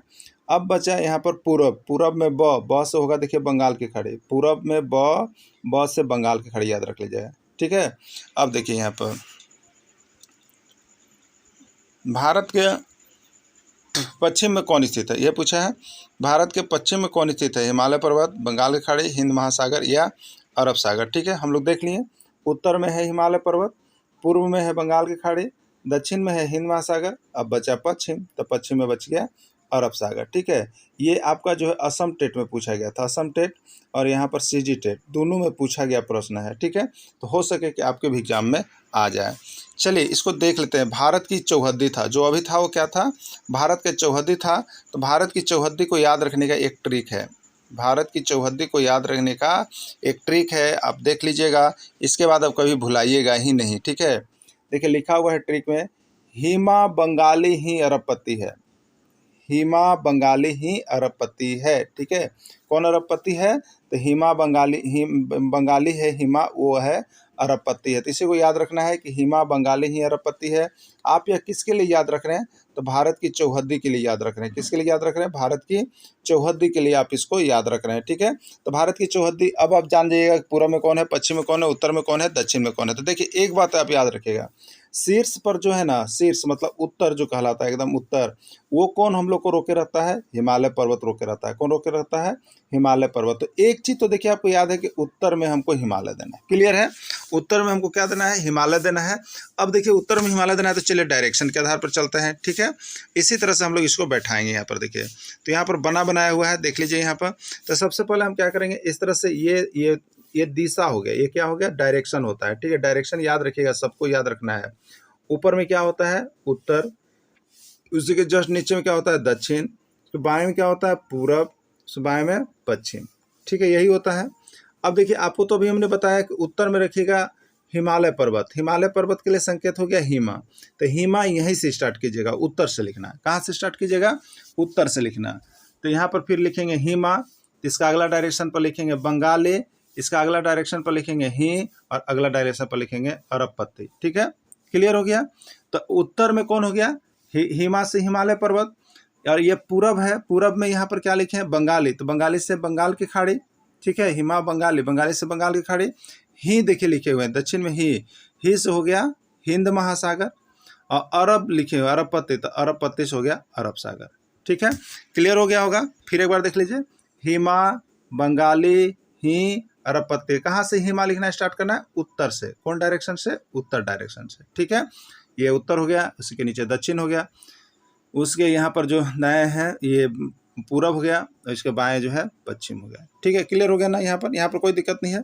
अब देखिए तो हिमा से स्टार्ट करना है, हिमा से हो गया हिमालय पर्वत, बंगाली, बंगाल से बंगाल की खाड़ी, ही से हो गया हिंद महासागर, और अरबपति से हो गया अरब सागर। क्लियर हो गया ना? हिमा बंगाली ही अरबपति है। तो उत्तर दिशा से इसको सजा लीजिएगा और याद कर लीजिएगा। यहाँ से एक प्रश्न आपका छपता है, और बहुत कंफ्यूज लोग कर देते हैं कि उत्तर में कौन होगा भाई, दक्षिण में कौन होगा। तो कंफ्यूज नहीं होना है, याद रखना है हिमा बंगाली अरबपति। 2 बार 3 बार देखिए लिख लीजिएगा आप लोग ना, 2-3 बार केवल लिख लीजिएगा तो कंप्लीट हो जाएगा, एकदम कंप्लीट हो जाएगा, कोई दिक्कत ही नहीं होगा। और किसी तरह से ये रटना नहीं है, देखिए रटिएगा ना तो उत्तर वाला दक्षिण में मारा जाएगा, और दक्षिण वाला पश्चिम में, और पश्चिम वाला जो है पूरब में मारा जाता है। इसलिए इसको सोच समझ के डायरेक्शन पर याद कर लीजिएगा। आप ही लोग के लिए बेसिक कंसेप्ट को क्लियर करने के लिए हम इसको देखिए यहाँ पर बना दिए हैं, ठीक है। चलिए अब आपको कंप्लीट हो गया होगा भारत की चौहद्दी, ठीक है। हमारा देश भारत क्या है? हमारा देश भारत क्या है? द्वीप है, प्रायद्वीप है, द्वीप समूह है, या कोई नहीं? हमारा देश भारत क्या है आपको बताना है, ठीक है। तो देखिए ये प्रश्न जो है आपका जो है यहाँ पर सीजी टेट में पूछा था, बंगाल टेट में पूछा था, असम टेट में पूछा था, 3 टेट में ये आया हुआ प्रश्न था। तो हमारा देश भारत क्या है बताइए? तो हमारा देश भारत जो है वो प्रायद्वीप है, ठीक है। हमारा देश भारत क्या है? एक प्रायद्वीप है, क्योंकि यह 3 तरफ से जल से घिरा हुआ है, क्योंकि यह 3 तरफ से जल से घिरा हुआ है। तो 3 तरफ से जल से घिरा हुआ क्षेत्र को हम लोग क्या कहते हैं? प्रायद्वीप कहते हैं। इसके पहले भी आपको वीडियो में हमने बता दिया है कि द्वीप और प्रायद्वीप में क्या है, ठीक है। तो जो 3 तरफ से घिरा है वो द्वीप, और जो 3 तरफ से घिरा है वो है प्रायद्वीप, और जो चारों तरफ से घिरा है वो है द्वीप, ठीक है। 3 तरफ से घिरे वाले को प्रायद्वीप कहते हैं और 4 तरफ से द्वीप कहते हैं, ठीक है। क्लियर हो गया? अब यहाँ पर चलिए अगला देखिएगा, लिखा हुआ है जो नोट्स यहाँ से परचेज करते हैं, पीडीएफ पढ़ते हैं, सारा कुछ लेकर के पढ़ते हैं, उनको यहाँ पर सारा चीज़ इस तरह से मिलते रहता है। आप भी अभी वीडियो देखने के बाद तुरंत जुड़ने का प्रयास कीजिएगा, क्योंकि आप अपने हाथ से यह मौका जाने नहीं दीजिएगा, क्योंकि बहुत दिनों के बाद टेट आया है और सही मार्गदर्शन नहीं होने के कारण आप कहीं ना कहीं कंफ्यूज होते हैं, और आप बहुत बड़े बड़े कोचिंग चैनल में चले जा रहे हैं, बहुत बड़े बड़े किताब को पढ़ ले रहे हैं, जहाँ से आपको प्रॉब्लम होगा। लेकिन कम पढ़ के अधिक तैयारी करना है, उसका विकल्प मात्र एक जेसीईआरटी का टेक्स्ट बुक का नोट्स ही है, बता देते हैं आपको अभी भी। तो जेसीईआरटी टेक्स्ट बुक पूरा कंप्लीट 6 to 10 तक का यदि आपको देखना है तो हमारे चैनल पर सारा चीज़ उपस्थित है, और उसका नोट्स और पीडीएफ सारा चीज़ आपको सिर्फ और सिर्फ यहाँ 500 रुपये में आपको दिए जा रहे हैं, चाहे आप 1 से 5 की तैयारी कर रहे हैं, चाहे 6 से 8 की तैयारी कर रहे हैं, ठीक है। और दोनों की तैयारी कर रहे हैं तो 900 रुपये मिल रहे हैं। आप यहाँ से जरूर एक बार जुड़ करके सारा नोट्स पीडीएफ सारा चीज़ आपको व्हाट्सएप पर मिल जाएगा, वहाँ से आप पढ़ करके तैयारी कर सकते हैं, ठीक है। चलिए, तो हमारा देश भारत 3 तरफ से जल से घिरा हुआ है, जिसके कारण इसको प्रायद्वीप कहा जाता है। क्लियर हो गया ना? प्रायद्वीप कहा जाता है। चलिए अगला प्रश्न है, 3 तरफ से जल से घिरे हुए क्षेत्र को क्या कहते हैं? द्वीप, प्रायद्वीप, सागर, महासागर, ठीक है। यूपी टेट में 2 बार, सीजी टेट में 1 बार, हिमाचल टेट में 1 बार, और यहाँ तक कि झारखंड टेट में भी 1 बार ही पूछा है। 2000 ये 8-9 में एक टेट हुआ था जो कैंसिल हुआ था, उसमें भी ये पूछा था, ठीक है। देख लीजिएगा जाके प्रश्न। तो 3 तरफ से जल से घिरे हुए क्षेत्र को प्रायद्वीप कहते हैं, ठीक है। इसको याद रखने का देखिए हम आपको एक तरीका ही बताते हैं। जाइए, कहते हैं लोग ना, क्या कहते हैं कि प्राय 3 आदमी को नहीं निकलना चाहिए, प्राय 3 आदमी को नहीं जाना चाहिए। तो वही 3 जैसी रहेगा ना, तो 3 में याद रखिएगा प्राय, तो प्राय मतलब प्रायद्वीप हो जाएगा, प्राय मतलब प्रायद्वीप हो जाएगा, ठीक है। तो प्रायद्वीप याद रखिएगा। क्लियर? बेसिक कंसेप्ट को किसी तरह से आपको क्लियर रखना है। अगला देखिएगा, भारत का क्षेत्रफल कितना है? भारत का क्षेत्रफल कितना है? देखिए, भारत का भौगोलिक स्वरूप पाठ है, इस पाठ का अगर दूसरे में देखिएगा तो भारत का भौगोलिक स्वरूप, और ये इतना बड़ा चैप्टर है कि आपको हम क्या बताएं, इसीलिए इसको 3 पार्ट में हम लाएंगे, आपको छोटे छोटे पार्ट करके देंगे, जिससे कि आपको कन्फ्यूजन नहीं रहेगा, ठीक है। तो आज तो हम लोग पार्ट 1 चल रहे हैं, कल इसका पार्ट 2 मिलेगा, परसों इसका पार्ट 3 मिलेगा भूगोल सेक्शन के अंतर्गत, ठीक है। तो भारत का क्षेत्रफल कितना है आपको बताना है। ये प्रश्न अब तक आपको बता देते हैं 1001 बार अभी तक का प्रश्न पूछ गया है। आप रेलवे, एसएससी, जेएसएससी लेकर के देखिएगा तो आपको यह क्लियर हो जाएगा कि यह प्रश्न कितना इंपॉर्टेंट है, ठीक है। तो भारत का क्षेत्रफल कितना है? तो 32,87,263 वर्ग किलोमीटर है, ठीक है। कितना है? अगर ऐसे देगा पूरा राउंड फिगर में तो 32,87,263 वर्ग किलोमीटर इसका क्षेत्रफल है, लेकिन इसी को पॉइंट में देता है तो 32.8 ऐसे 7 लिख देता है, ठीक है। तो कहीं 32.8 लिखता है, तो इसमें आपको क्या लिखा हुआ देखिए, 32.8 किस में लिखा हुआ? बी में लिखा हुआ है ना। तो यही भारत का क्षेत्रफल, ठीक है। भारत का क्षेत्रफल यही है, और लगभग सब राज्यों के शिक्षक पात्रता परीक्षा पूछ दिया गया है। एक राज्य में मत पूछिए, सब राज्यों में कभी न कभी पूछ ही दिया है, इसलिए इसको इंपॉर्टेंट मान के आप लोग देख लीजिएगा, ठीक है। भारत का उत्तर में विस्तार कहाँ तक है? भारत का उत्तर में विस्तार कहाँ तक है, ठीक है। भारत में उत्तर का विस्तार कहाँ पर है? उत्तर में क्या है आपका? यहाँ पर देखिए, उत्तर में कश्मीर है। उत्तर में क्या है? कश्मीर है, और इसके दक्षिण में क्या है? कन्याकुमारी। यानी उत्तर से दक्षिण का विस्तार कहाँ है? तो कश्मीर से लेके कन्याकुमारी तक है, ठीक है। कश्मीर से लेके कन्याकुमारी तक इसका विस्तार है, उत्तर से दक्षिण। तो उत्तर में विस्तार कश्मीर है, दक्षिण में विस्तार कन्याकुमारी है। भारत का दक्षिण में विस्तार कहाँ तक है? CG TET, MP TET, UP TET, सब में ये प्रश्न आ गया, ठीक है। तो भारत के दक्षिण विस्तार कहाँ तक है? कश्मीर, कन्याकुमारी, अरुणाचल प्रदेश या कच्छ, ठीक है। तो ये दक्षिण में कन्याकुमारी है, क्या है? दक्षिण में कन्याकुमारी तक ये विस्तृत है भारत का क्षेत्रफल, ठीक ना। चलिए अगला देखिएगा, भारत का पूर्व में विस्तार कहाँ तक है? भारत का पूर्व में विस्तार कहाँ तक है? ये भी प्रश्न एमपी टेट में पूछा गया, उसी तरह से ये प्रश्न जो है आपका यू टेट में पूछा गया और यूपी टेट में भी पूछा गया, ठीक है। तो भारत का पूर्व में विस्तार कहाँ तक है आपको बताना है, ठीक। पूर्व में विस्तार कहाँ तक है, तो भारत का पूर्व में जो विस्तार है वो आपका अरुणाचल प्रदेश है। कहाँ है, अरुणाचल प्रदेश है, अरुणाचल प्रदेश है। और भारत का पश्चिम में विस्तार कहाँ तक है, तो भारत का पश्चिम में जो विस्तार वो है आपका कहाँ तक है, कन्याकुमारी, कश्मीर, अरुणाचल प्रदेश या कच्छ, ठीक है। तो कन्याकुमारी तो हो गया दक्षिण में, उत्तर में हो गया कश्मीर, और अरुणाचल प्रदेश हो गया किस में, पूरब में, और पश्चिम में क्या हो जाएगा, कच्छ, मतलब गुजरात फैला हुआ है, ठीक है, गुजरात फैला हुआ है। ये भी प्रश्न आपको कम नहीं आएगा, ये भी प्रश्न आपका सीजी में, एमपी में, यूपी में और असम में, चारों जगह ये प्रश्न पूछा गया है। देखिए भारत का उत्तर से दक्षिण की ओर लंबाई कितना है, भारत का उत्तर से दक्षिण की ओर लंबाई कितना है आपको बताना है, ठीक है। भारत का उत्तर से दक्षिण की ओर लंबाई कितना है। जैसे ये हम लोगों ने ए डायरेक्शन लिया, देखिए यहाँ पर ए डायरेक्शन लिया, ठीक है। तो ये उत्तर से लेके कितना हो गया, दक्षिण हो गया, ठीक है, उत्तर से दक्षिण हो गया ना। तो उत्तर में क्या था आपका, ये कश्मीर था, कश्मीर, और दक्षिण में क्या था, कन्याकुमारी। दोनों कहे से था ना, दोनों का से था। तो उत्तर से दक्षिण तक विस्तार कहाँ से कहाँ तक है, तो कश्मीर से लेकर कन्याकुमारी तक, कश्मीर से लेकर कन्याकुमारी तक। तो अब यही पूछता है कि इसका जो है इसका विस्तार कितना है, लंबाई कितना है, इसका उत्तर से दक्षिण की ओर लंबाई, ये जो लंबा हुआ कितना है, यानी कश्मीर से लेकर कन्याकुमारी तक कितना लंबा है। तो याद रखिएगा ये 3214 वर्ग किलोमीटर है। कितना है, 3214 वर्ग किलोमीटर है, ठीक है। तो एक सीरियल नंबर चलेगा 3, 2, 1, अब बच गया 4, तो 4 लिख दीजिएगा, 3, 2, 1, 4 हो जाएगा, 3214 वर्ग किलोमीटर है। भारत का पूर्व से पश्चिम तक की लंबाई कितनी है, भारत का पूर्व से पश्चिम तक की लंबाई कितनी है आपको बताना है, ठीक है। भारत का पूर्व से पश्चिम, ठीक। तो ये आपका था भाग, ये आपका था भाग, ठीक है। ये है पूर्व और ये है पश्चिम, ठीक है। ये अरुणाचल प्रदेश से लेकर के कच्छ की खाड़ी तक फैला हुआ, कच्छ की खाड़ी यानी गुजरात तक कह लीजिए, ठीक है। तो अरुणाचल प्रदेश से इसका कितना लंबाई है, तो इसका लंबाई देखिए 2933 किलोमीटर। कितना है इसका लंबाई, 2933 किलोमीटर। तो 2933 किलोमीटर कहीं ऑप्शन है, तो ऑप्शन है, किस में है, बी में है, तो बी ही इसका राइट आंसर हो जाएगा, ठीक है। भारत की स्थलीय सीमा की लंबाई कितनी है, भारत की स्थलीय सीमा की लंबाई कितनी है, ये प्रश्न 101 बार पूछ दिया गया है, ठीक है। आपके भी एग्जाम में आ सकता है और सभी राज्यों के शिक्षक पात्रता परीक्षा में भी यहाँ से प्रश्न आ गया है। भारत की स्थलीय सीमा की लंबाई कितनी है, 14,200 किलोमीटर, 15,200 किलोमीटर, 16,400 किलोमीटर या 19,500 किलोमीटर, ठीक है।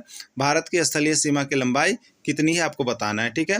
तो भारत की जो स्थलीय सीमा एक दूसरे से लगी हुई है वो 15,200 किलोमीटर है। कितना है, 15,200 किलोमीटर इसका विस्तारित है।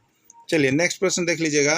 भारत का दक्षिणतम बिंदु का नाम बताइए, भारत का दक्षिणतम बिंदु, MVVI प्रश्न आपको बता देते हैं। MVVI प्रश्न 1001 बार पूछा गया प्रश्न, देखा गया है, इस प्रश्न को बहुत बार आया गया है। तो आपके एग्जाम में आ सकता है, आपके एग्जाम में आ सकता है। याद रख लीजिएगा कि भारत का दक्षिणतम बिंदु कौन है। दक्षिणतम बिंदु बहुत ही इंपॉर्टेंट है, ठीक है, बहुत ही इंपॉर्टेंट है मेरे प्यारे से बंधु। तो आप सभी यहाँ पर शिक्षक पात्रता परीक्षा के लिए इस प्रश्न को देख करके ही जाएंगे, ठीक है। तो भारत का दक्षिणतम बिंदु कौन है आपको पता है, ये इंदिरा पॉइंट है। भारत का दक्षिणतम बिंदु कौन है, इंदिरा पॉइंट है, याद रखिएगा इंदिरा पॉइंट को, क्लियर।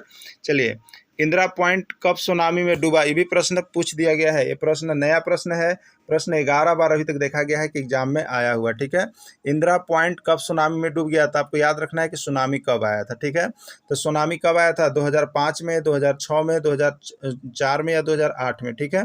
तो सुनामी जो है यहाँ पर 2004 ईस्वी में आया हुआ था और इसी में इंदिरा पॉइंट जो है डूब गया है, ठीक है। अगला देखिएगा, क्षेत्रफल की दृष्टि से भारत का विश्व में कौन सा स्थान है, क्षेत्रफल की दृष्टि से भारत का विश्व में कौन सा स्थान है। प्रश्न बहुत ही MVVI है, 1001 बार आपको ये एग्जाम में पूछा हुआ प्रश्न है। भारत का क्षेत्रफल की दृष्टि से कौन सा स्थान है भारत का विश्व में, ठीक है, याद रखिएगा। तो इसके लिए कौन है आपको बताना है, पहला है, दूसरा है, सातवां है या पांचवां है, ठीक है। तो क्षेत्रफल की दृष्टि से भारत का विश्व में जो स्थान है देखिए वो सातवां है। एक चीज़ आप याद रख लीजिएगा, ठीक है, आप रटे हैं तो आप तो ये बता दिए कि सातवां है, लेकिन कभी कभी ऐसा भी प्रश्न आया है कि क्षेत्रफल की दृष्टि से, क्षेत्रफल की दृष्टि से विश्व में किसका स्थान दूसरा है, किस देश का स्थान दूसरा है, ठीक है। क्षेत्रफल की दृष्टि से तीसरे स्थान पर कौन सा देश है, क्षेत्रफल की दृष्टि से चौथे स्थान पर कौन सा देश है, ऐसा भी प्रश्न 1-2 बार पूछा गया है। तो उसका कन्फ्यूजन हम लोग यहाँ पर दूर करेंगे और यहाँ पर भारत की क्षेत्रफल की दृष्टि से यहाँ पर देशों का नाम याद कर लेंगे। क्षेत्रफल की दृष्टि से कौन देश कौन स्थान पर आता है उसको हम लोग एक ट्रिक के माध्यम से याद करेंगे। लास्ट तक देखिए बने हुए रहेगा, आपको इतना मजा आएगा ना और इतना ट्रिक मिलेगा ना कि आपको हम क्या बताएं, ठीक है। तो आप सभी जरूर जुड़ करके पढ़िए, यहाँ से बाहर कहीं जाने की आवश्यकता ही नहीं है। आपको यहाँ पर जितना इंपॉर्टेंट प्रश्न मिलेगा जेसीईआरटी का वो कौन चैनल पर मिलेगा नहीं। और आपको यदि जाना है तो जाइए, जो मूवी देखने के चक्कर में आप लोग जाते हैं ना वहाँ नुकसान ही होता है, केवल बात होता है, लेकिन आपको यहाँ पर सिर्फ काम होता है, ठीक है। सारा चीज़ काम की चीज़ें आपको पढ़ा देंगे और नोट्स भी दे देंगे, आप वहाँ से देख लीजिएगा। 100% आपको सफलता मिलना फिक्स है, ठीक है। चलिए, तो यहाँ पर हो गया शांतवा ना। चलिए अगला देखिएगा, क्षेत्रफल की दृष्टि से दुनिया का सबसे बड़ा देश कौन है। अब बताइए, भारत का तो आप रटे हुए थे भैया, 1001 बार आया था, अरे भाई 7वां स्थान पर हो भारत। अब बताइए ना, क्षेत्रफल की दृष्टि से दुनिया का दूसरा सबसे बड़ा देश कौन है, आ गया ना। अब रूस होगा, कनाडा होगा, चीन होगा, अमेरिका होगा। टाँ टाँ फीस, यहीं पर लोग टाँ टाँ फीस हो जाता है। कोई फीस नहीं होगा, जो हमारे पास जुड़े हैं वो कोई फीस नहीं होगा। सबका बताएगा कि क्षेत्रफल की दृष्टि से दुनिया का सबसे बड़ा कौन है, सबसे छोटा कौन है, दूसरे स्थान पर कौन है, तीसरे स्थान पर कौन है, सबको ही बताएगा, ठीक है। तो क्षेत्रफल की दृष्टि से दुनिया का सबसे बड़ा देश कौन है आपको यहाँ पर पूछा है, ठीक है। तो क्षेत्रफल की दृष्टि से दुनिया का सबसे बड़ा देश जो है वो आपका रूस है। कौन है, रूस है। कौन है, रूस है, ठीक है। चलिए, क्षेत्रफल की दृष्टि से दुनिया का सबसे बड़ा देश रूस है और क्षेत्रफल की दृष्टि से दुनिया का दूसरा सबसे बड़ा देश कौन है। ले भैया, यहाँ और प्रॉब्लम में फंस गया आदमी।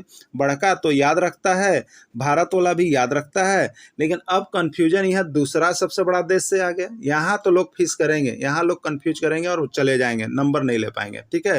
लेकिन आप जो हमारे साथ जुड़ करके पढ़ रहे हैं तो यहाँ दूसरा कहे न पूछे, तीसरा पूछेगा तब वो बताइएगा, चौथा पूछेगा तब वो बताइएगा, पांचवा पूछेगा तब वो बताइएगा। बस इसके नीचे देखिए ट्रिक है, इसके नीचे तुरंत ट्रिक निकल रहा है आपको, इसलिए जुड़ल रहिए, बनल रहिए, ठीक है। तो रूस, चीन, तो दूसरा स्थान पर कौन है, कनाडा है। ट्रिक से याद रखिएगा तो कनाडा है, क्लियर। चलिए, क्षेत्रफल की दृष्टि से विश्व के बड़े देशों का नाम याद रखने का एक ट्रिक आपको हम यहाँ पर दे दे रहे हैं। क्षेत्रफल की दृष्टि से विश्व के बड़े देशों का नाम याद रखने का ट्रिक है। आप भारत तक याद कर लीजिए क्योंकि उससे आगे पूछता नहीं है, ठीक है।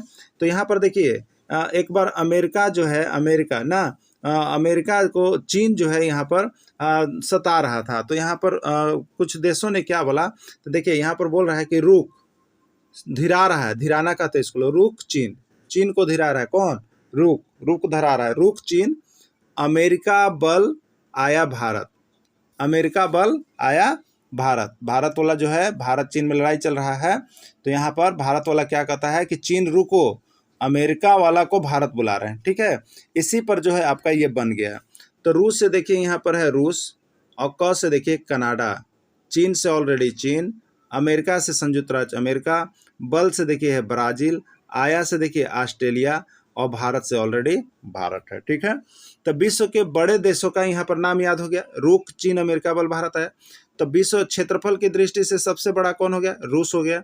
क्षेत्रफल की दृष्टि से दुनिया का दूसरा बड़ा देश कौन हो गया, कनाडा हो गया। क्षेत्रफल की दृष्टि से दुनिया का तीसरा बड़ा देश कौन हो गया, चीन हो गया। क्षेत्रफल की दृष्टि से चौथा बड़ा देश कौन हो गया, संयुक्त राज्य अमेरिका हो गया। क्षेत्रफल की दृष्टि से पांचवा बड़ा देश कौन हो गया, ब्राजील हो गया। क्षेत्रफल की दृष्टि से छठा कौन हो गया, ऑस्ट्रेलिया हो गया। और क्षेत्रफल की दृष्टि से सातवां बड़ा देश कौन हो गया, भारत हो गया। आ गया ना, एकदम क्लियर हो गया होगा देखिए आपके माइंड में। और यहाँ धीराने वाला चीज तो आप लोग याद रखते हैं, एकदम धीरा दीजिएगा कि रुक चीन, के रुकेगा, चीन रुकेगा, रुक चीन, अमेरिका बल आया भारत, अमेरिका बल आया भारत, भारत से तुम नहीं पार पाओगे चीन, कौन आ गया है, अमेरिका बल आ गया है, ठीक है।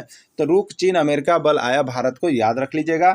इससे यहाँ पर क्षेत्रफल की दृष्टि से विश्व के 7 बड़े देशों का नाम याद रखने का ट्रिक है, इससे याद हो जाएगा। यहाँ से आप बता सकेंगे कि क्षेत्रफल की दृष्टि से सबसे बड़ा देश कौन है, क्षेत्रफल की दृष्टि से दूसरा सबसे बड़ा देश कौन है, क्षेत्रफल की दृष्टि से तीसरा सबसे बड़ा देश कौन है, क्षेत्रफल की दृष्टि से चौथा सबसे बड़ा देश कौन है। इस तरह के प्रश्नों को आप यहाँ से क्लियर कर सकते हैं। तो आपको यहाँ पर देखिए ट्रिक भी देखना है, आपको यहाँ पर देखिए बेसिक कंसेप्ट भी देखना है। तो बस JCERT का टेक्स्ट बुक का जो हम पढ़ा रहे हैं, यहाँ से भी वीडियो जैसे ही मिलता है आप जुड़ जाइएगा। और अच्छा लगे तो देखिए लाइक का बटन दबाना नहीं भूलिएगा आप लोग सभी को, ठीक है, लाइक का बटन दबाना भूलिएगा नहीं। अगला है जनगणना 2011 के अनुसार भारत की आबादी कितनी है। जनगणना 2011 के अनुसार भारत की आबादी कितनी है। प्रश्न 101 बार देखा गया है, पूछा गया है और सभी राज्यों के शिक्षक पात्रता में पूछा गया है, जहां तक JTET में भी आपको आया हुआ था, ठीक है।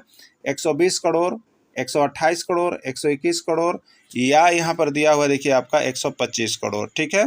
तो यहाँ पर आंसर कितना हो जाएगा, इसका राइट आंसर है 121 करोड़, ठीक है। कितना राइट आंसर है, 121 करोड़। विश्व में सबसे अधिक जनसंख्या किस देश का है। विश्व में सबसे अधिक जनसंख्या किस देश का है, रूस का, चीन का, कनाडा का या भारत का, ठीक है। तो विश्व में सबसे अधिक जनसंख्या जो है आपका किसका है, तो सबसे पहला चीज़ यहाँ पर आता है चीन। सबसे अधिक जनसंख्या चीन का है। यूपी टेट में एक बार, CG टेट में एक बार, MP टेट में एक बार, सभी टेट में पूछा जा रहा है, ठीक है। आपके भी यहाँ पर एग्जाम में आ सकता है। विश्व में दूसरा सबसे अधिक जनसंख्या वाला देश कौन सा है। विश्व में दूसरा सबसे अधिक जनसंख्या वाला देश कौन सा है, यह सम टेट में पूछा गया प्रश्न है। चीन, भारत, अमेरिका या ब्राज़ील, ठीक है।